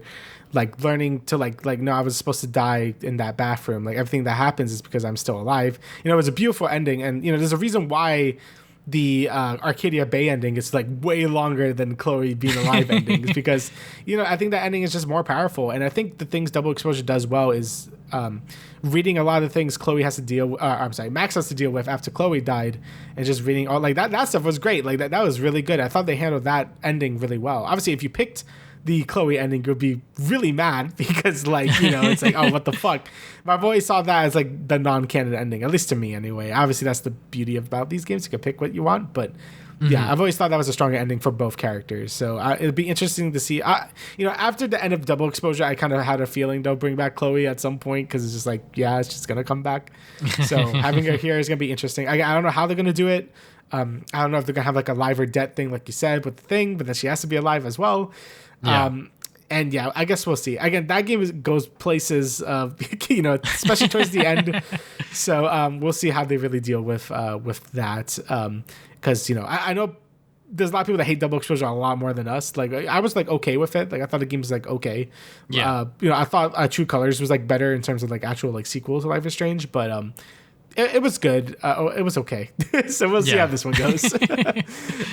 Yeah, I'm sure we're going to get a trailer for it at some point. Maybe some PlayStation thing or Square Enix thing. Oh, wait. Yeah, Square still owns the rights to this, I think. So yeah, Square Enix, I guess we'll see. I think so weird that they still own the rights to this. I think Double Exposure got revealed during a Xbox event. So maybe it'll be revealed at that again. Oh, yeah. Yeah, they're supposed to be at Xbox event or something. Yeah. So maybe. We'll see. Because, you know, now it's been well over a year since Double Exposure came out, but goddamn. Yeah, it's been a while. All right, well, speaking about bringing back a bunch of characters, Avengers Doomsday, we got a shitload of teasers. We have the Steve Rogers one, Thor, and X-Men. And in theaters is like even more shit. Like there's a lot. They've been doing this weird thing where it's like, you know, we get like one character and they're like doing shit. So the first one that showed up was the Steve Rogers one. That was very loud. Was the Steve Rogers one, and this one was very controversial when it came out because people were like, "This feels very desperate." Like, what are they doing? Honestly, I kind of felt that way too. I'm just like, whatever, dude. Yeah. Like, but you know, there's some interesting theories if you want to get into that with the Steve Rogers trailer in particular. I mean, okay, so first up, oh God, let me mute the trailer. So Yeah, I told you. let me just say this. When it comes to Marvel Studios and the MCU, right? Like, let's just be honest. Everything after Endgame, as much as I like a lot of the projects, Daredevil Born Again, Hawkeye, they're not perfect. And a lot of them feel disconnected from the overall MCU. And, they were moving in this direction with Kang, and then they had to pivot because of Jonathan Majors. So, now they're in this position where they're now producing a Avengers movie, and they're like, this is like our last ditch effort to really win the audiences back and really realize that, yeah, we can't stuff 8 episodes down our viewers' throats, because that's even more baggage compared to like a 2 to 3 hour movie, right? And even though it is a lot more accessible, it's like, that's fucking like 8 hours, and if you're doing it multiple times with multiple different shows, it's just not gonna work. So with them saying Steve Rogers is back, that obviously means that he's not Captain America in this, sort of Avengers movie, if you will. He probably is going to be Captain America to some degree, because now he has a kid, and that's probably going to cause some anomaly or whatever. There was this tweet that I saw when it was first, shown off, because these are being shown in front of, I believe, Avatar, because Avatar is still playing in theaters, because James Cameron is a fucking beast. So they are putting out new trailers every single week, from Steve Rogers to Thor to now the X-Men. And, with what we've been seeing with Loki and sort of what they established with like the timeline and the variants and, all of that stuff, it's been loosely tying together into what Doomsday is about to be. And I'm kind of down with it. I can see how it can work. But, we'll just have to wait and see if they actually execute it. I definitely think that they should not have started with this Steve Rogers one, because when I saw it in theaters, when I watched Avatar and I saw this teaser, I was like, that was it. This is what they're fucking DMCAing people over, like this stupid fucking teaser of him holding the baby. And that's probably going to cause some anomaly and lead into Doctor Doom and all of that other stuff. I'm like, what are we doing here? We're fucking, copyright claiming people over this anyways. And I understand why they're doing it, because they're trying to extend the hype and really, give each character its own little spotlight instead of doing like one big teaser, which they will do eventually. And then we got the Thor one, which, people were kindly reminded of Love, his daughter. People were like, oh yeah, Thor 4 is canon. I fucking forgot about that. Yeah. And then the newest teaser that is available online is with the X-Men. We got a friggin' Scott Lang in his classic outfit, just taking off the glasses and just shooting lasers. I'm like, okay, yeah, like that is ore, that is hype, that is so cool. Even though I have yet to watch the original Fox X-Men movies, which I probably will do now before Doomsday comes out, because we have, like 11 months. So, I definitely have plenty of time to dive back into those films. But, I feel like that this is the teaser that they should have started with, maybe. I have no idea. And then maybe just like leave Steve Rogers out of it, because if they end this like round of like teasers with Steve, it definitely would have been like, all right, whatever. So I could see why they started out with it, but it definitely left a lot of people miffed by starting off with this Steve Rogers one, because people were like, oh well, we already have Captain America. It seems like a big fuck you to Sam Wilson, and it's like, I don't think they're necessarily doing that, but I could see how it can be viewed as that. Yeah, it's I just felt like it felt very desperate at first. Like, again, like it was like what I was saying before. Like the whole movie kind of smells a bit desperate to get people to care again. But I will say like the further teasers are better. They are going really ham on like the fan service. I mean, you kind of have to when you do an Avengers movie, and mostly to get people to care. But my fears of it being very rushed and being like it kind of like DCU-y in a sense, where it's just like, oh, let's just rush the Justice League movie. Like, let's get the thing people care about while doing proper build up, because the whole Kang stuff fell through. I don't know. I just feel like you can't really do that. But it seems like they're starting with an Avengers movie, and then they want to do like Secret Wars as well or something. Yes. And then like, maybe that could be like sort of like the actual Avengers end movie. Well, this is more like a start of a new arc. Usually works the opposite way around with the end arcs with an Avengers movie. Yeah. But maybe this one is like really setting up the stage to see like what they want to do in the future. I guess we're just gonna have to wait and see. Oh yeah, go ahead. Yeah, I mean, like I said, the MCU is like in a fucking mess. Like they tried to force these shows down people's throats and try to make them canon into the movies. And then what they ended up doing was just like retelling those same stories within the movies, for example, with WandaVision, and then just having Wanda's story mirror what was in the show, again, within Doctor Strange 2. So, there's a lot of messy stuff that has happened within the MCU post Endgame. So this movie and Secret Wars could soft reset the MCU. I don't think Kevin Feige's necessarily thinking about it like fully resetting, because, he still likes the fact that like everything that has happened within the previous movies, because you were invested in those, matters into what's going on now. I just hope that, post Secret Wars, that everything feels a lot more intentional, because now they're moving this new phase of the MCU shows after Wonder Man, which I fucking forgot to put the trailer for this in here. Yeah, I totally forgot about that. We'll just talk about the whole series when that comes out. Anyways, I think after Wonder Man, every other MCU television show is going to be separate from like the main timeline. It might still cross over, just like with Frank Castle in Spider-Man, but it's not going to be like something that you have to watch. It's going to be very much like the Netflix days, where like these are like street level, low budget shows that they can produce without having to lose millions and millions of dollars on every single episode, which I think makes sense, because you want the hardcore fans to still get that MCU action, but not alienate the normies that aren't super into the Marvel stuff these days. Yeah, so I guess we'll see. Like I'm really interested in just seeing the full trailer at this point, so I could like really make up my mind on how I feel about this movie. I mean, I'm gonna watch it anyways. It's not like I'm not gonna watch it. But as of right now, I feel like I am more excited. I didn't even see a trailer for it, but I'm more excited for like Spider-Man: Brand New Day than anything. But that's also because I'm just a Spider-Man fanboy. Mm-hmm. But I guess we'll see. Like, I'm pretty sure Brand New Day is supposed to be after Doomsday's events or something. I don't know where the timeline is anymore, or it's supposed to be before. I think it's before. What's coming out first?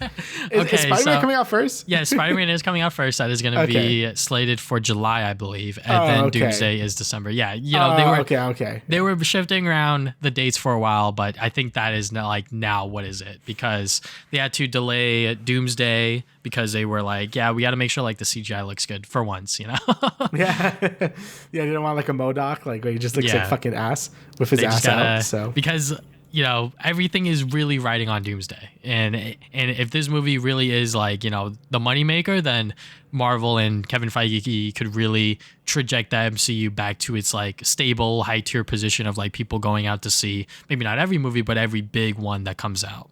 Right. Yeah. All right. So Netflix reportedly wants to keep movies in theaters just 17 days after it buys Warner Brothers. So this comes from Deadline, where they said sources close. Let me just find the exact quote here. Yeah, sources have told Deadline that Netflix have been proponents of a 17-day window, which would steamroll the theatrical business, while circuits such as AMC believe the line needs to be held around 45 days. So, yeah, I mean, one thing I've learned is that a lot of normies don't give a fuck about the movie theater experience. From my TikTok page, I've learned is that like people are like, oh, who the fuck cares about movie theaters? It's like when you watch it in theaters, it might be a worse experience because you got some fucker, coughing or talking or whatever, which like is fair. I understand that. But I think the movie theater experience is still supreme in terms of watching any movie, because you really get to share it with other people, even if those people are talking, or whatever. You get to share it with someone that you go with, and you also get to watch it in probably the best way possible. Even if you feel like your home theater setup is better, it's like the sound, bro. The fucking sound of like Dolby or even IMAX. It's like, it's insane. You cannot get that shit at home, no matter how much money you put into your home theater setup. And the other big thing is that when a movie is in theaters, it creates more buzz around it. It creates more word of mouth. It allows the movie to make a lot more money than if it were to just sit on Netflix and get subscribers on the service or whatever, because there have been so many Netflix movies that have come out directly onto the service, and if it were to be in theaters, it would definitely be talked about a lot more. The most recent examples are Knives Out, Wake Up Dead Man, and also Frankenstein. Like, those two are big fucking movies, but they went to Netflix in a very limited theatrical release. Like, they were in very select theaters, mostly within like big cities or whatever, but that's like the big thing when it comes to movies going on to streamers, is that they're just not going to create as much buzz if they were to be in theaters for a prolonged period of time, which like 17 days is fucking not enough. Just like, by the way, that's not even a full month. I still even think 45 days is like a little short because I always miss out on certain movies because, you know, you might have like a busy couple of weeks and it's like, well, I can't make the time to go out and like watch this film, but it might just leave theaters and you're like, well, guess I gotta wait for digital streaming, whatever. But yeah, I think 45 days is fine. Personally, I think maybe 50, but you know, 17 days is like insane if they even go through with that. No, I agree with that because I'm usually like really late to watch movies. Usually I watch it like the second, third weekend. So like 17 days is like nothing. I'm like that's like no time to watch a lot of movies. And you know, I really don't go out to watch a lot of movies. It feels like self-sabotaging, honestly. Like it's like we don't want people to watch it here. We want them to watch streaming. Like so we're just gonna make the runtime very short in terms of like, you know, it's theater run. And you know, the longer the movie is on theaters, like the more people can obviously watch it. And, you know, no one can just go drop everything they're doing and be like, all right, I'm just going to watch it. Most people only have like 2 days, like 3 days off maybe. And, you know, sometimes you got plans around. Sometimes you got, you know, it's an effort to go to the movie theaters. So just having that extra time to really plan it out is always appreciated, right?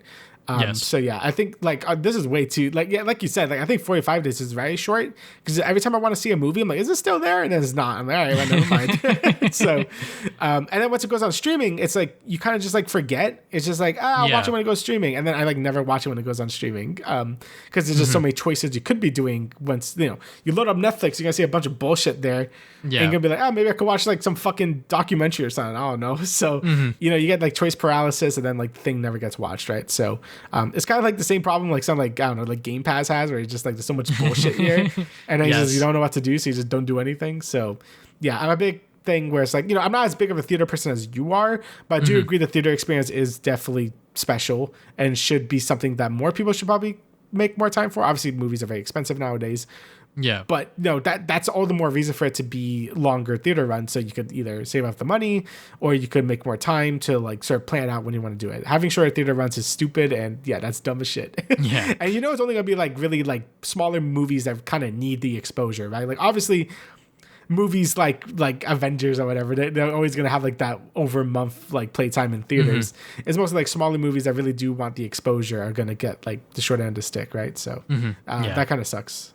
And I understand why they do 45 days or close to that because they have to rotate movies in and out, you know, like there's always new stuff coming in and, you know, if something that has been sitting there for a while and not a lot of people are booking it, well, I guess it's going to get the axe. So, you know, but I understand the notion of also movie theaters are expensive because, you know, a ticket could be $18 to $20, but you know, if you're like me and you're like an A-list subscriber, you're paying $30 a month and you could see up to 4 movies a week, guys. I don't know if you guys knew this, but you know, I've been actually insane. I've been going to the movies for a while. So if you have one of those, if you have a A-list, or I think Regal has one also, it's like, yeah, do that. I wouldn't do Movie Pass because I heard some pretty shady stuff that they would do with their user accounts. I'm not gonna say that here or there, but you know, you can do you could do your own research. But yeah, if you have one of the big theaters within your area, whether it's a Regal or an AMC, they do have a monthly sort of membership where you could pay $30 a month, something like that. You could see multiple movies a week. So you could really just like rack that up and you could get your money's worth after seeing like 2 movies, pretty much. As long as you see 2 movies a month with that pass, you're good. So yeah, you know, movies are definitely something that people thought that they were going to fucking die during the goddamn pandemic. People thought movie theaters were dead. We're 6 years out from that and movie theaters are still around. I think it's just the big corporations that are just trying to sabotage them now. Yeah, so I guess we'll see how that turns out. You know, the streaming versus movie theater debate rages on, and we'll see how that goes as we get towards the future. All right, so not last bit of news, second bit of last bit of news. Last of Us season 3, as that's still happening. We got a recast, so Manny, or played by Danny Ramirez, is going to be recast due to scheduling conflicts. So, you know, that's pretty sad because, you know, it's not like he's like a nothing character. So as of right now, he will be getting recast, which will be pretty jarring. I'm not a big fan of recasts whenever they do them. Obviously, I get it. Like you got to move on with production. You can't like just wait for these people to be ready for it. But it also is like just jarring whenever you do hear either a recast through acting, which is even more distracting, or even just voice acting, where it's just like, oh, you're not the same guy. so it's gonna be weird, sort of like tonally or whatever. But I guess we'll see once we actually see Last of Us season 3. We both have strong opinions about season 2 being like not as great as season 1 was. So we'll see. This is as another wrinkle to that season, even with Neil Druckmann just fully dropping out, right? Like he's not even writing. Yes. Yeah, he's not doing anything like creatively. He's not directing. He's not writing it. But I think he is still like a executive producer and still credited as a co-creator. Okay, so I guess we'll see when the season comes out. I honestly don't have a lot of faith in season 3 to begin with. Even with a lot of people have really strong opinions about Neil Druckmann, but and as someone that actually does kind of like Last of Us Part 2, like obviously it's not as strong as Part 1 at all, but like I still think there was a lot of really bold decisions he did, and I feel like season 2 of the show really just didn't hit it. It didn't hit it hard at all. So we'll see how they go. Now maybe they'll learn their lesson. Maybe they have like better direction of where they want to go with the show. But obviously this recast is very sound as being like, oh yeah, that's a pretty big hit as well. So yeah. Yeah, The Last of Us on HBO has been an interesting show because I think season 1 was practically flawless. There was a lot of changes and things that they did to make the season different from the game. And I think for the most part, it was for the betterment of the show. Season 2, though, it feels very butchered. They did not give Ellie the space or the sort of room to really give her a character. It really character assassinated her pretty much. It's not the same character that we saw within the game, and that's not necessarily something that they had to do, but it just made Ellie's character worse. So for season 3, now that we have a recast with Danny Ramirez not returning, it sucks. He is a great actor. I love him within the MCU, and I think for his brief moments as Manny, I could see it. So we're never going to see that full potential now that we're moving into season 3 with a much more heavily focused story on Abby. I just wonder who they're going to recast. Who are they going to get to play this character after having such a high profile actor play him? It's going to be big shoes to fill. Whoever steps into it is going to be very, very brave. And I will give them credit where credit's due, is that like they just took that job and they are going to do their best at it, especially considering that Neil Druckmann is not going to be part of season 3, which is a big reason why I think Caitlin Dever even signed on, because she was going to be Ellie within season 1 originally, but she aged out of that role. So then they made her Abby within season 2. So, season 3 of The Last of Us, I'm definitely, skeptical about it, but I will be watching it either way. Yep. I mean, yeah, we're kind of like locked in at this point. So we are obligated to watch it. Yeah. Okay, so the last bit of news we got here is some of the Batman Part 2 casting. We got Scarlett Johansson and Sebastian Stan reportedly in talks to star in the movie. They might be confirmed at this point. I'm not entirely sure, but people are acting like they are confirmed for their roles. So Sebastian Stan is apparently going to be Harvey Dent / Two-Face, which is like the perfect casting. And then Scarlett Johansson is apparently going to be Glenda Dent, which is going to be Harvey Dent's wife, or Andrea B, aka Phantasm. I don't think they're gonna do that. I think the Batman Part 2 is already packed enough as is. I think making her a villain would be kind of weird on top of, having Two-Face in there and all that other stuff. But hey, you know what? Those are two very high profile actors that want to join the Batman by Matt Reeves, and I think that's great. We already have Robert Pattinson and a couple of other all-star cast members in there. So, whenever this film gets actual to shooting and all that stuff, because I know Matt Reeves is working diligently to make sure that this film is as good as it can be, especially since we have been waiting so long to see Robert Pattinson back in that suit. Because, this is definitely like the best stuff DC has produced outside of Superman. Yeah, I mean, the fact that they're still casting for this, I'm like, dude, it's been like, I don't even know how long it's been since Batman, like the Batman came out, like 5 years or something. Let me 6 just years. Check. Let me double check that for you. But yeah, it's been a few years. Yeah, 2022. Yeah, it's 2022. Okay, still been a while in terms of movie length, like development wise. I guess obviously I'm used to games taking forever, but for movies, I'm like, holy shit. Yeah.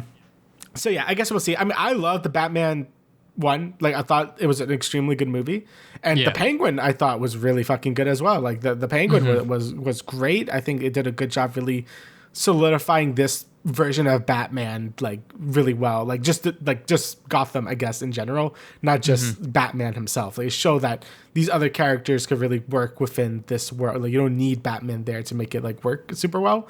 And having like Two-Face in there, I mean, yeah, like, come on, like, you're gonna have to have him in there somewhere. So yeah, definitely I'm a big fan of like this universe of Batman. It just sucks that things have been taking forever for this movie to come out, but hey, at least we got Penguin, and that really like satisfied my sort of like thirst for like more of this. I probably do need to do a rewatch of the Batman because it's been like forever since I watched it. So probably watch that as soon as like trailers for this start coming out. But yeah, definitely cool casting there. Definitely seeing a lot of like the MCU, going in here. So infiltrating the enemy base or whatever the fuck. So, but yeah, that definitely seems interesting. I'm really excited to see this and hopefully get fucking Shirley at some point.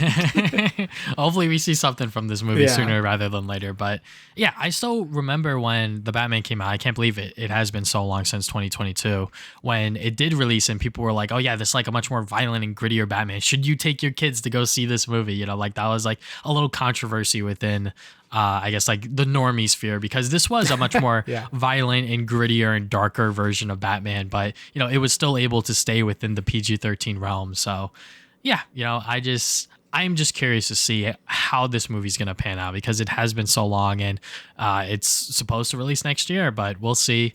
Like you said, the Penguin show was a great holdover, and I think really does show that there's more potential within Matt Reeves' universe of Batman.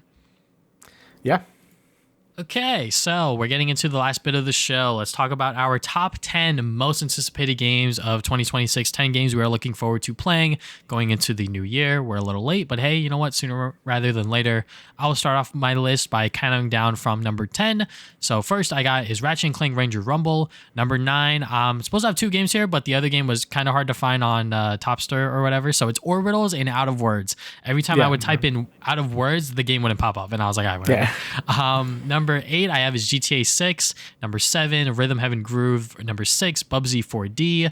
Number 5, Yoshi and the Mysterious Book. Number 4, Scott Pilgrim EX. Number 3, Lego Batman Legacy of the Dark Knight. Number 2, Marvel's Wolverine. And my most anticipated game is Resident Evil 9 Requiem. Yeah, and for me, I wanted to be a little different. I know certain games I was going to pick was going to be on Travis's list, and I felt like highlighting some other games. So yeah, like number 10, GTA 6. Number 9, Warhammer 40k, Dawn of War 4. Number 8, Saros. Number 7, Mina the Holloway. Hopefully it comes out this year. Number 6, Mugenics. Number 5, Trails in the Sky Second Chapter. Number 4, Scott Program EX as well.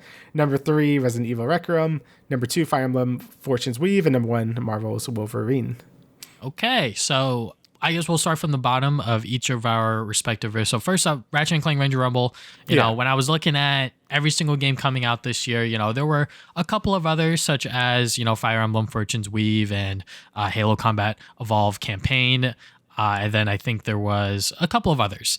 But Ratchet & Clank Ranger Rumble, I was like, I kind of want to play that. I've been itching to play that ever since they showed it off because I'm like, I love Sonic Dream Team, and that was a great game to play on the phone. And from the trailers that we saw and people that had played it, that by tapping into their Android devices and putting themselves into other regions, it seems like a fun Ratchet & Clank multiplayer game. I've never experienced that. Even when it went on to the PlayStation 3, I didn't experience the original Ratchet & Clank multiplayer stuff. So I really want to see what this new one, modern one, looks like. And, obviously I would always want a new Ratchet & Clank mainline game, but it looks like Insomniac are still a little busy with the Marvel side of things, which is fine. They are very, very good at that. But, just to get like this little bite-sized action of Ratchet & Clank is always great.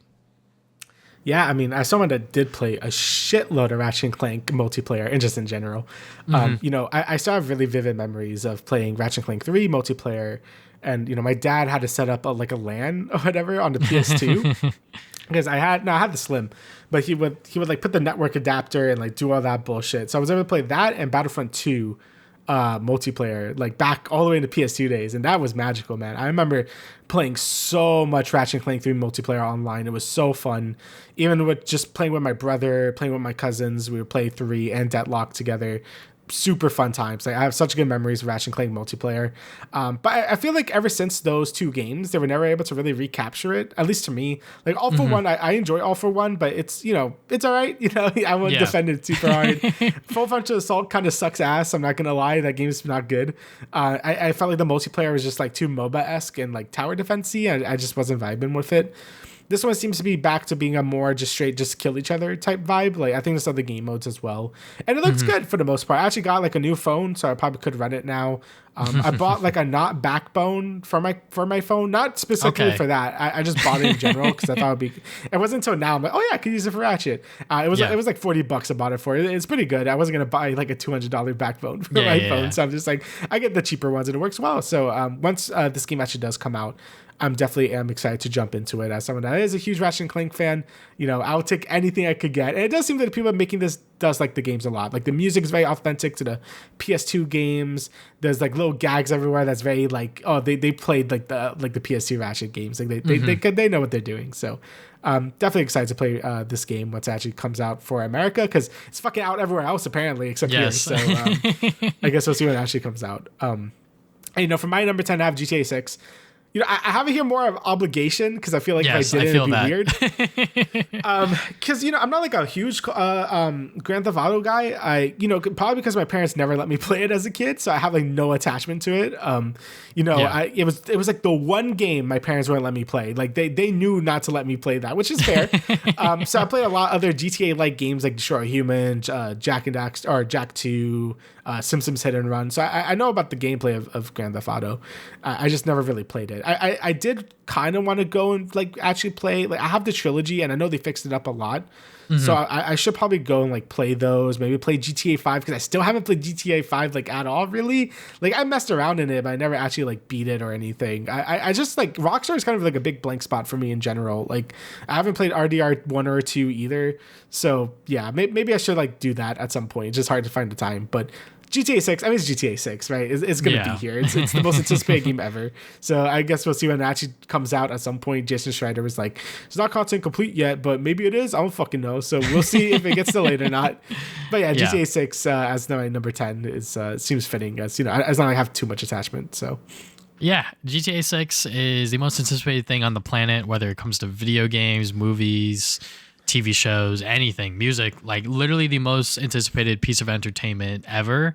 And I don't think we will ever reach this high of a bar for any game ever. And there's a lot of hype around it. There's a lot of expectations people have, and it is slated to release on November in I think 19th or something like that later this year. Like that. Yeah. So, will it hit that mark? I have no idea.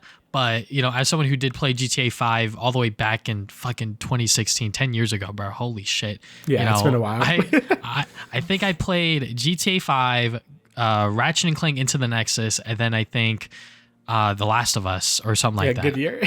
I forget. I don't even know. I did some, like triple review when GTA 5 came out. Anyways, yeah. GTA 5, it was a good game. I definitely like the story, and that's something that I gravitated more towards in terms of the GTA series. Obviously, nowadays people are playing the online and doing like the role play stuff and everything like that. So I'm sure they're gonna have some insane GTA Online integration for GTA 6. But I'm very curious in terms of how this Bonnie and Clyde storyline is going to play out, because I'm sure they're putting a lot of time and hours into making sure those missions are fun to play for those, people like me that want to just play the single player, not super interested with the multiplayer. Maybe I'll dabble into it, but very much just here for the single player, and that's it. Yep. Yeah, same way. Alrighty. Okay. So for our number 9s, I'll let you go first. I'll go first. So I have Warhammer 40k, Dawn of War 4. I want it to be different. There's the other thing. I was thinking about some other stuff Travis has on his list. But this is honestly something I am really excited for. We haven't had a big budget RTS game in fucking forever. Like I talked about Stormgate last year, and that game was such a colossal disappointment. And it wanted to do everything StarCraft 2 did, and it just wasn't even close to that. Like it just wasn't. Like I'm waiting any day now, just waiting for that game to shut down, because I'm like, there's just no way it like survives into this year, which is unfortunate, because I think RTS is such a great genre. It's one that I really love. StarCraft 2 is such an important game to me personally. So whenever I see like a big budget one come out, which is very rare, but like it's cool to see it being made. And this is like as classic as you could get. I played through Dawn of War. I played like 20 hours of Dawn of War 1 when the remaster came out last year. And I had a ton of fun, and I do want to go back and play Dawn of War 2 because I only played a little bit of that when it came out, since it came out the same time as StarCraft 2, so I was playing that instead. But just having a classic RTS with base building, just units fighting each other, a big single player campaign they're promising. I'm just like, man, and it looks good. I'm like, yeah, this definitely is getting me excited. So, Warhammer games have actually been on a huge upswing of actually being good, with like Rogue Trader being really good. Bolt Gun is super fun. Obviously now this game coming out, there's just a ton of really good Warhammer games. It's just a cool universe. So I'm quite excited for this. Oh, they're making the Total War Warhammer as well, 40K. That looks really good as well. So, but yeah, Dawn of War 4, I'm very excited for. As someone that loves RTS games and really wants to see that genre make a huge comeback, I'm hoping this really starts something. But I guess we'll see what actually comes out. But yeah, definitely I'm really excited for this one. My number 9 is Orbitals / Out of Words. These are both co-op required games, so you gotta play with someone else. And looks like that they're both pretty heavily on the platforming and puzzle solving. Orbitals is that retro anime aesthetic game that you probably saw during the Nintendo Direct. It is, or I think it was freaking the Game Awards, right? Yeah. And it is going to be a Switch 2 exclusive. So that is like the crazy part, which some people are like, fuck it, whatever. I guess I'm not going to play it. And it's like, well, just get a Switch 2. Anyways. So yeah, that game looks cool. But Out of Words, that one looks even cooler because it is all like hand stop motion kind of visuals. And that is like insane to do for a video game. Like just putting that much time and effort into making the visuals just be stop motion. I'm like, okay, yeah. Like as someone who used to do stop motion with my dumbass Sonic figures, it is crazy to see that be brought into a video game like that. So yeah, both co-op required experiences that, shout out to Joseph Ferris for really propelling that genre into the mainstream with games like A Way Out, Split Fiction, and It Takes Two. Yeah, really cool genre. I've been, enjoying it, just playing it with different people, just having a good time with it. I'm sure Orbitals, I'm going to play it with you because no one else has a Switch to besides my brother. But that's going to be something I really look forward to playing. I'm sure we'll get a release. I don't even know if there's a release date just yet for it, but I think both of those games are just 2026. Yeah, so I guess we'll see when it comes out, but definitely could see it landing pretty high on some lists if it ends up being good, because the visuals are just like insane. So definitely excited to check that out. Okay, so number 8, I had GTA 6, but Damian has... I have Sero. So this was, the first big party Sony game that's supposed to come out this year. I believe it's like March or April that's coming out. Yeah. Same team that made Returnal, and it seems to be the same exact gameplay style, being like this roguelite third-person shooter, bullets everywhere. So yeah, like Returnal was like an excellent game. I still think it's one of the best PS5 games out right now. I know there's not a ton to choose from, but like I do think is probably the most unique they've done. Just having this third-person, really fast-paced roguelite AAA game. That's not something you see like at all. So yeah, them dipping their, them doing a sequel to it and kind of going more into the roguelike genre, being like you get permanent stat upgrades now, you get like, you can like survive on death and spend money between runs. Like it seems like to be going more of the Hades route this time, since I love Returnal. I thought that game was great, but was lacking a bit of progression, and it kind of felt a bit samey after going through the run so many times. And the runs are very long in that game. Like it's like 3-ish hours and like to go through. Most roguelites are maybe an hour max for their runs, but Returnal was quite the marathon to go through. So I'm interested to see how Seros really improves on something that was very great to begin with. Something I also really like about these more, I guess, like not beginner-friendly roguelites, but more story-focused roguelites is like how they progress their story. Because Returnal had a really interesting death loop sort of effect going on where she would always die, come back, figure out why this is happening to her, and it was a really interesting narrative. And things like Hades does the same thing. So I'm interested to see how Seros tackles its narrative as well. So Housemarque has been doing such a good job, and I'm excited to see them get like another big spotlight by Sony themselves, as they are like a huge first-party studio for them now. So definitely I'm excited to check this game out when it comes out. Yeah, I definitely want to try out try out Returnal because every time we see Soros, I'm like, yeah, that game looks sick. Yeah, so it's really, Returnal is very good. So depending on it, if I have the time, I might just jump into Soros with you and then just give you that perspective as well. Yeah. But we'll see. The game is scheduled to release on April 30th. So April, okay, yeah, pretty late. It was a little later than I thought, but yeah, got a little bit of time. Next ones for our number 7s, I have Rhythm Heaven Groove. So this is a game that they just briefly showed during a Nintendo Direct, but I think they also revealed Tomodachi Life. So this game might have got overshadowed by that. Tomodachi Life is definitely a pretty cool game that is going to come out this year also. But I'm much more of a Rhythm Heaven person. I think when I was playing the games when I was a kid, I just had no sense of rhythm, so I was fucking terrible at them. But the visuals always looked great. I always really liked the art style and the sort of unique, mini games that they had for every single one. And, it's just going to be another rhythm game. I wonder what gimmick that they're going to do, if they're going to do any gimmicks at all. But, just seeing another lesser known Nintendo IP get another game is always a win in my book. Yeah, I mean, they share a lot of DNA with WarioWare since they're like the same developers that make both games. And, I've always been a WarioWare stan. Like, I love that series. Rhythm Heaven is also really good, though. Like, like you said, the art style is always great. The music is always fun. I love the mini games because you do some wacky shit to the rhythm. Rhythm Heaven is like a banger, and I'm glad it's getting a new one with Groove. I'm hoping we see more of it during there should be a February Direct. There's always a February Direct. So I'm sure we're going to get like a release date by then because this game was like announced like a fucking year ago at this point. So hopefully it's just like a shadow drop or something because this game looks super great. I love Rhythm Heaven. Glad it's getting another chance here. Looks really good. Same thing with Tomodachi Life because that game is also taking forever to come out, but we'll see when it actually does come out. All right, so for my number 7, I have Mina the Hollower. So this was supposed to come out last year during December, but it got delayed. So we don't know when. I'm hoping it's this year because Yacht Club seems to be in trouble. They say if this game doesn't sell well, we're going to die. And that's very sad to hear. I love Yacht Club. Shovel Knight is like one of my favorite indie games. It's so goddamn good. And the fact that they're going bankrupt when Shovel Knight's like a pretty big IP, I'm like, damn, that's kind of crazy to think about. So, Mina the Hollower just looks super good. Very like Link's Awakening inspired.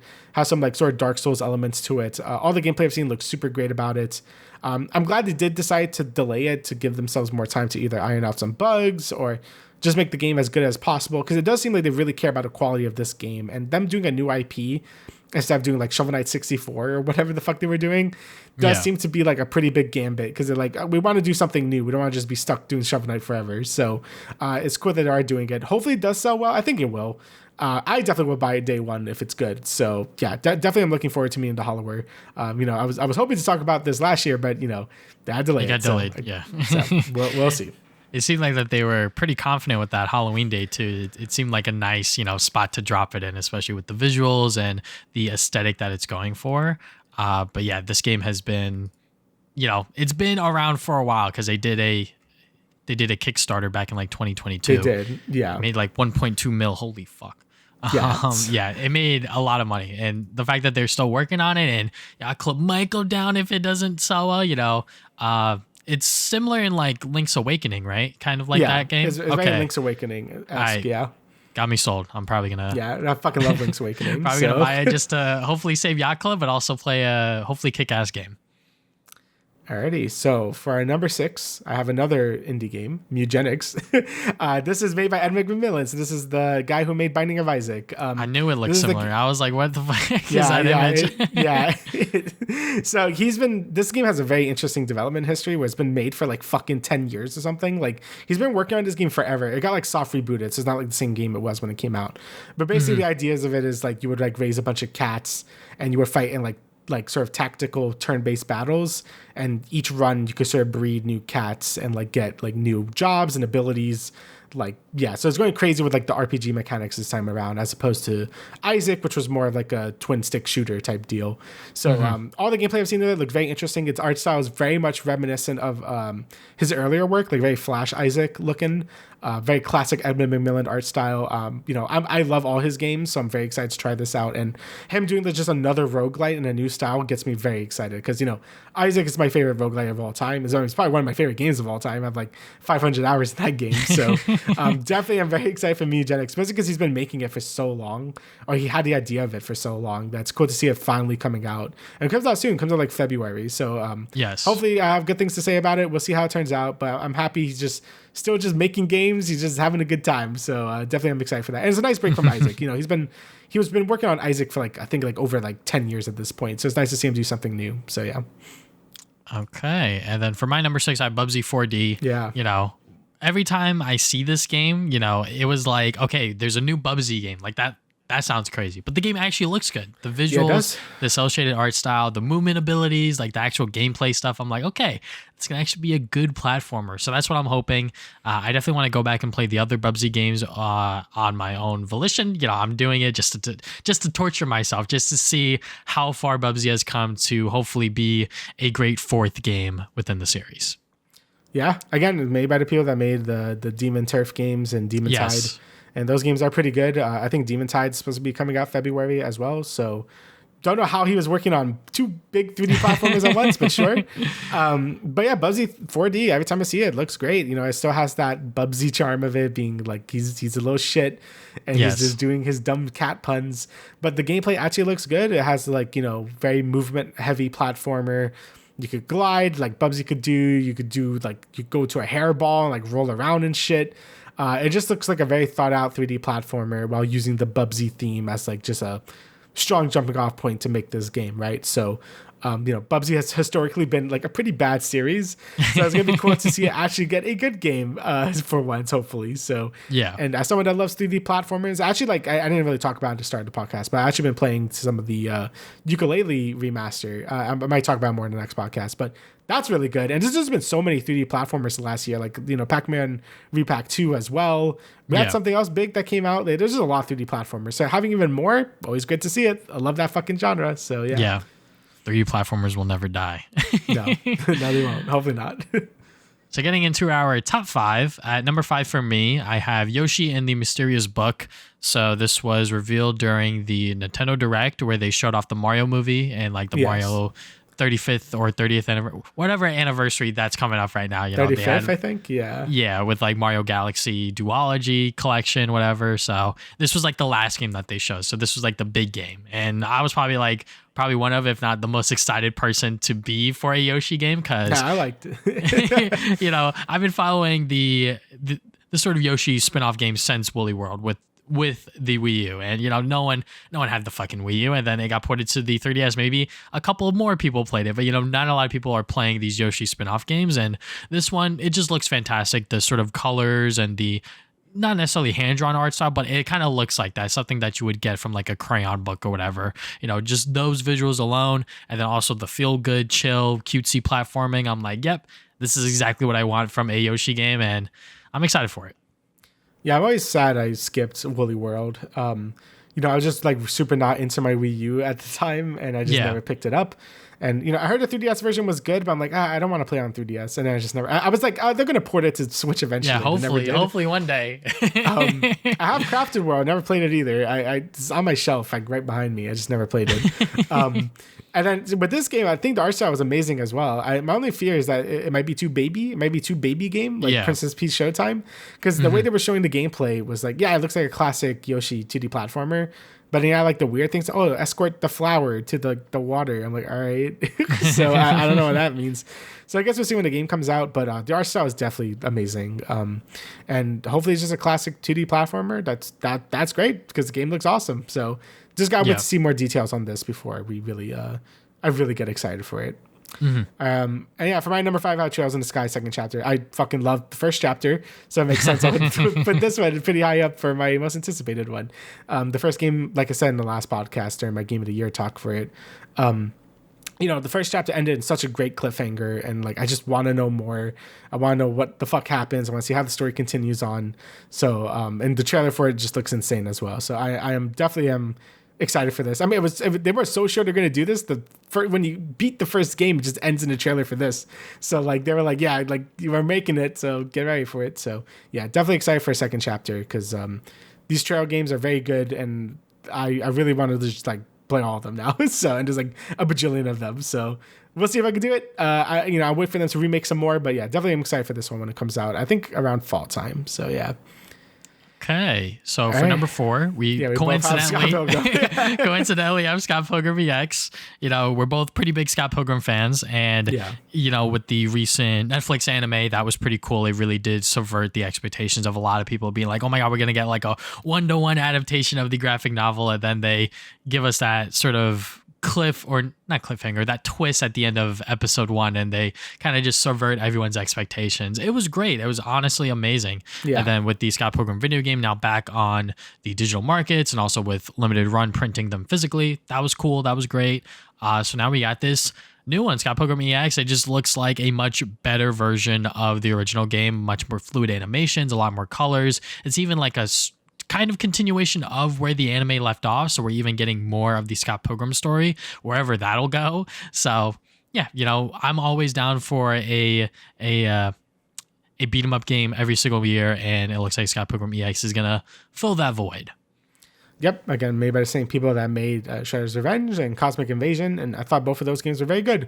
So if they could continue on with Scott Pilgrim, that, again, perfect fit. I thought they did a great job with both games, and having them with this, I'm all for it. I don't know for sure if it's gonna, hopefully it comes out this year for sure, because Cosmic Invasion took forever to come out, so we'll see. But either way, I'm very excited for it. I always thought the gameplay style of Scott Pilgrim, the first beat 'em up, was really good. We could like level up and buy different items, and it's very River City Ransom. The other ones were more traditional beat 'em up games. So hopefully this game follows that same suit of the original beat 'em up game, because I hold that one in very high regard. That's like one of my favorite beat 'em up games ever. So we'll see how this one compares. But from the trailers, it looks goddamn good. So, and the fact that it's kind of like moving the plot forward of Scott Pilgrim, that's cool. He's gonna fight like Mecha Scott or some shit. Like, again, with the Sonic references, they love doing the Sonic references with Scott Pilgrim. So definitely super excited. I popped off super hard when they showed this originally. So can't wait for it. All right, so for my number 3, I have Lego Batman Legacy of the Dark Knight. When it comes to Batman video games, obviously there's been a drought ever since Rocksteady stopped making them, because no one's really touching that IP for some reason. I think Warner Brothers is the one licensing it out, so that's probably why. And Rocksteady were obviously the kings of making those Batman Arkham games. And then once they finished Arkham Knight, they were working on Suicide Squad for a really long time. And then that game came out, and it was a massive disappointment. And then this game just out of nowhere revealed, and it's like TT Games. This is their next Lego game. It's Lego Batman Arkham, pretty much. Lego Batman Legacy of the Dark Knight, a massive open world Lego Batman game, and it looks awesome. I have been a Lego Batman or sort of Lego game enjoyer ever since I was a kid, and to see these games evolve past just yearly releases, just doing the same thing over and over again into these big and massive, sort of large scale games is cool. I just hope the devs aren't, as crunch as they were with the Lego Star Wars game. I hope that this time around that they actually had a nice, work-life balance type beat. But the game, it looks awesome. It looks just like what you would want from another Arkham game, just with Legos. And it's also a huge love letter to just the Batman series. You're going to be going through Bruce Wayne's origin story with many references and different versions of Batman spliced into here, but making this Batman still his own. Yeah, I mean, just, as someone that's a newer Lego fan, as a kid, I never really liked them ever. I remember when I got my 360, I got my 360 extremely late, and it came with Kung Fu Panda and Indiana Jones, the Lego game. And I played the Lego one, and I was just I don't really get it. I played more the Kung Fu Panda game than that one. And I don't know, I just was never a fan. It wasn't until the Skywalker trilogy saga, whatever, came out, where I was oh, this is really good. As it felt more like a proper game, video I guess, game. instead of I'm not just I know those games are good. I'm not trying to say they're not good. I just never gel with them super hard. But this game, again, it looks like it's taking the formula of the Arkham games and making it into this big Lego game, this big theme park of Batman. We could play as the Bat family. You could get probably a big open Gotham to explore. It just looks like everything Arkham fans have been asking for since Arkham Knight came out. And I know it's in Lego form, but this is the best we're gonna get, and it seems like they really care about just this world, like this Batman, like everything is very authentic. Obviously, it's still really funny. It has that like Lego humor to it as well. And I think it was a great follow up after the Skywalker saga, since I think Lego Batman is also their oldest like sort of Lego series they've been doing. So it makes sense for them to. Yeah, I think one of. Either that. I know Star Wars was like kind of like the first one. So kind of cool to see them go back to Batman. So this is also like one of my most anticipated games of the year. I knew Travis was going to talk about it, so I'm like, I don't know, put something else. So definitely I'm looking forward to this one a lot as well.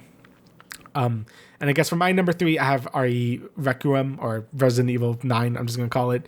So RE9, it looks great. I mean, I was always like pretty excited for it, before we knew about the Leon part. But now that I saw Leon mixed with the Grace gameplay, I'm like, that is a perfect synergy with each other. Just having the more scary moments with Grace, like just sneaking around, being helpless. And then you have Leon doing his roundhouse kicks, doing the pairing fucking chainsaws and shit. I'm like, yeah, it seems like a great sort of dynamic between the two characters.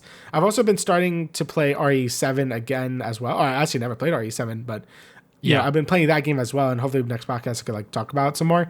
But that game does a great job just making you feel super helpless, like RE2. But now just imagining that, but you have a part where you just play as Leon and just fucking kill everyone. I'm like, yeah, that's cool. So yeah, I'm looking forward to this game. It wasn't until like the last few years where I became like such a big fan of Resident Evil, after playing like 2 remake, 3 remake, 4 remake, and now 7. I'm just like, yeah, this series is mad goated, and I'm really excited to play this new one. Yeah, this is my most anticipated game just because it is so close, and because I have been Resident Evil pilled, as of late. I recently played Resident Evil 5, the original, and I'm going to get to the remake after I finish Expedition 33. Yeah. But Resident Evil 9, I have been saying this to myself and saying it on the podcast ever since we saw Leon Kennedy. And, this probably will be the best in this trilogy of new Resident Evil games. It might be one of the better Resident Evil games of all time also. It seems like that they are combining everything people love from this series on both ends, with the action-oriented side with Leon, and then you got the more scary, spooky survival horror side with Grace Ashcroft, and the story, I'm not exactly sure what they're doing yet, but it's probably going to be another outbreak, some other government conspiracy things going on. But yeah, I am just so excited for this game, and I honestly might say that it's going to be the best Resident Evil game so far.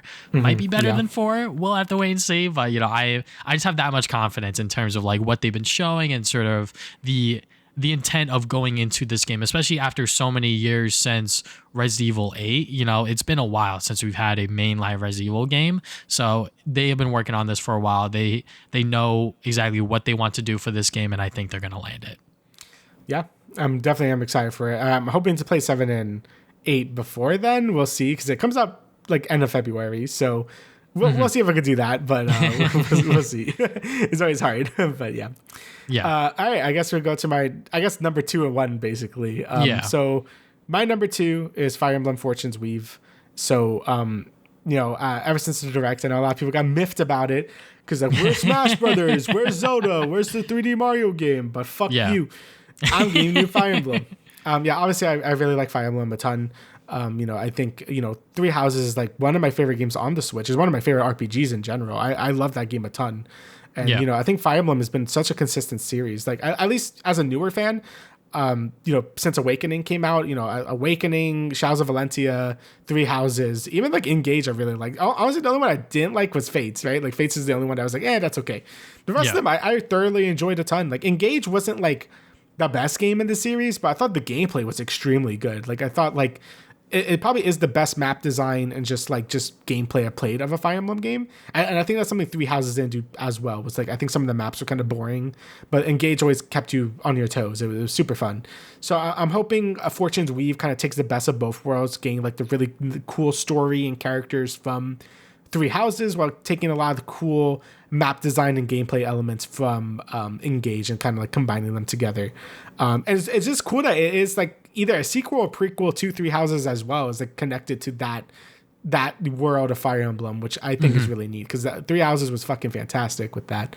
So definitely I'm looking forward to this game. Hopefully we get a release date in this next Direct. But Fortune's Weave looks awesome, and I'm very excited for it.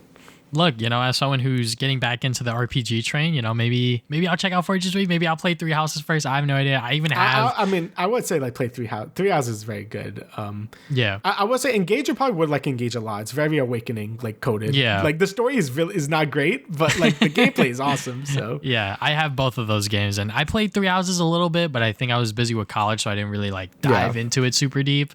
But yeah, maybe I'll dive into one of the Nintendo Switch Fire Emblem games that I have on my shelf. But yeah, I'm looking forward to Fortune's Weave. I hope it does well, even though Nintendo fans, like the mass majority of them, hate the fucking series because of various reasons of when things are going to get announced at Directs, whether it's Smash characters or Dude, I hope Smash we get a Brothers new Xenoblade game like in the February Direct so people get more mad. I'd just be so happy. If it's not Mario or Zelda, they fucking hate it. But yeah. For my number 2 is Which Marvel's is my Wolverine. one, so yes, that is Damian's number 1. Marvel's Wolverine. So yeah, Insomniac Games, they have been on a tear with the Marvel Spider-Man series overall. You say what you will about Marvel Spider-Man 2. It was definitely clearly rushed narratively towards the end of it, but I think overall, in terms of what they were trying to accomplish in terms of a better Spider-Man game, it 100% achieved that. You were able to play as both Spider-Men. They both have distinct combat styles and everything like that. And now with this one, they're completely ditching the Spider-Man IP and they're just diving into Wolverine.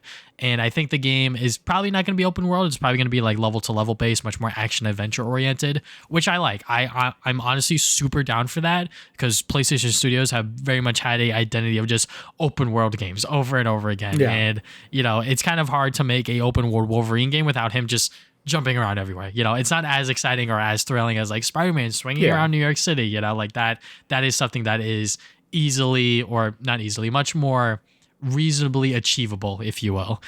So with this one, it's been in development for a while. They announced it back in, I want to say like 2020, ever since, I think it was like the first big state of play that they had, and they announced this game alongside Spider-Man 2. So, this game has been in the oven for a while, and I think that this is going to be probably the best Wolverine game, just like what they did back in 2018 with Spider-Man. This is going to be the best Wolverine game. They probably took a lot of pages, especially from X-Men Origins Wolverine. That is probably one of the better Wolverine games. And I played that when I was a kid and probably shouldn't have. It was way too violent. But, that was such a great hack and slash beat 'em up game. Like, that was just so much fun. I loved it. I think I played that game front to back, 100%. It got all of the achievements and everything. So, I'm excited to see what Insomniac Games can learn from that game and also just like their learnings from Spider-Man and everything as a whole.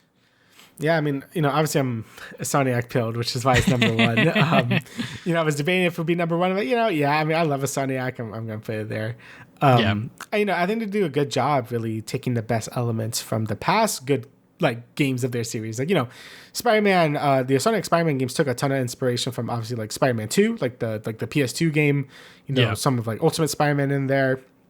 Kind of put it in a blender with the own little sauce in it, and it came out to be amazing, right? And I'm sure they could learn the same thing by, taking some of the DNA from X-Men Wolverine Origins and like sort of like, or X-Men, I forget what it was called. X-Men Origins Wolverine, yes. X-Men Origins Wolverine, there you go. To like, make it into their own thing as well. And like you said, I don't know if it's supposed to be like an open world thing or like more of a level-based thing. I'm thinking it's more level-based because from the trailer we saw... he seems to be in like a ton of different locations, which wouldn't really make a bunch of sense if it was the open world game.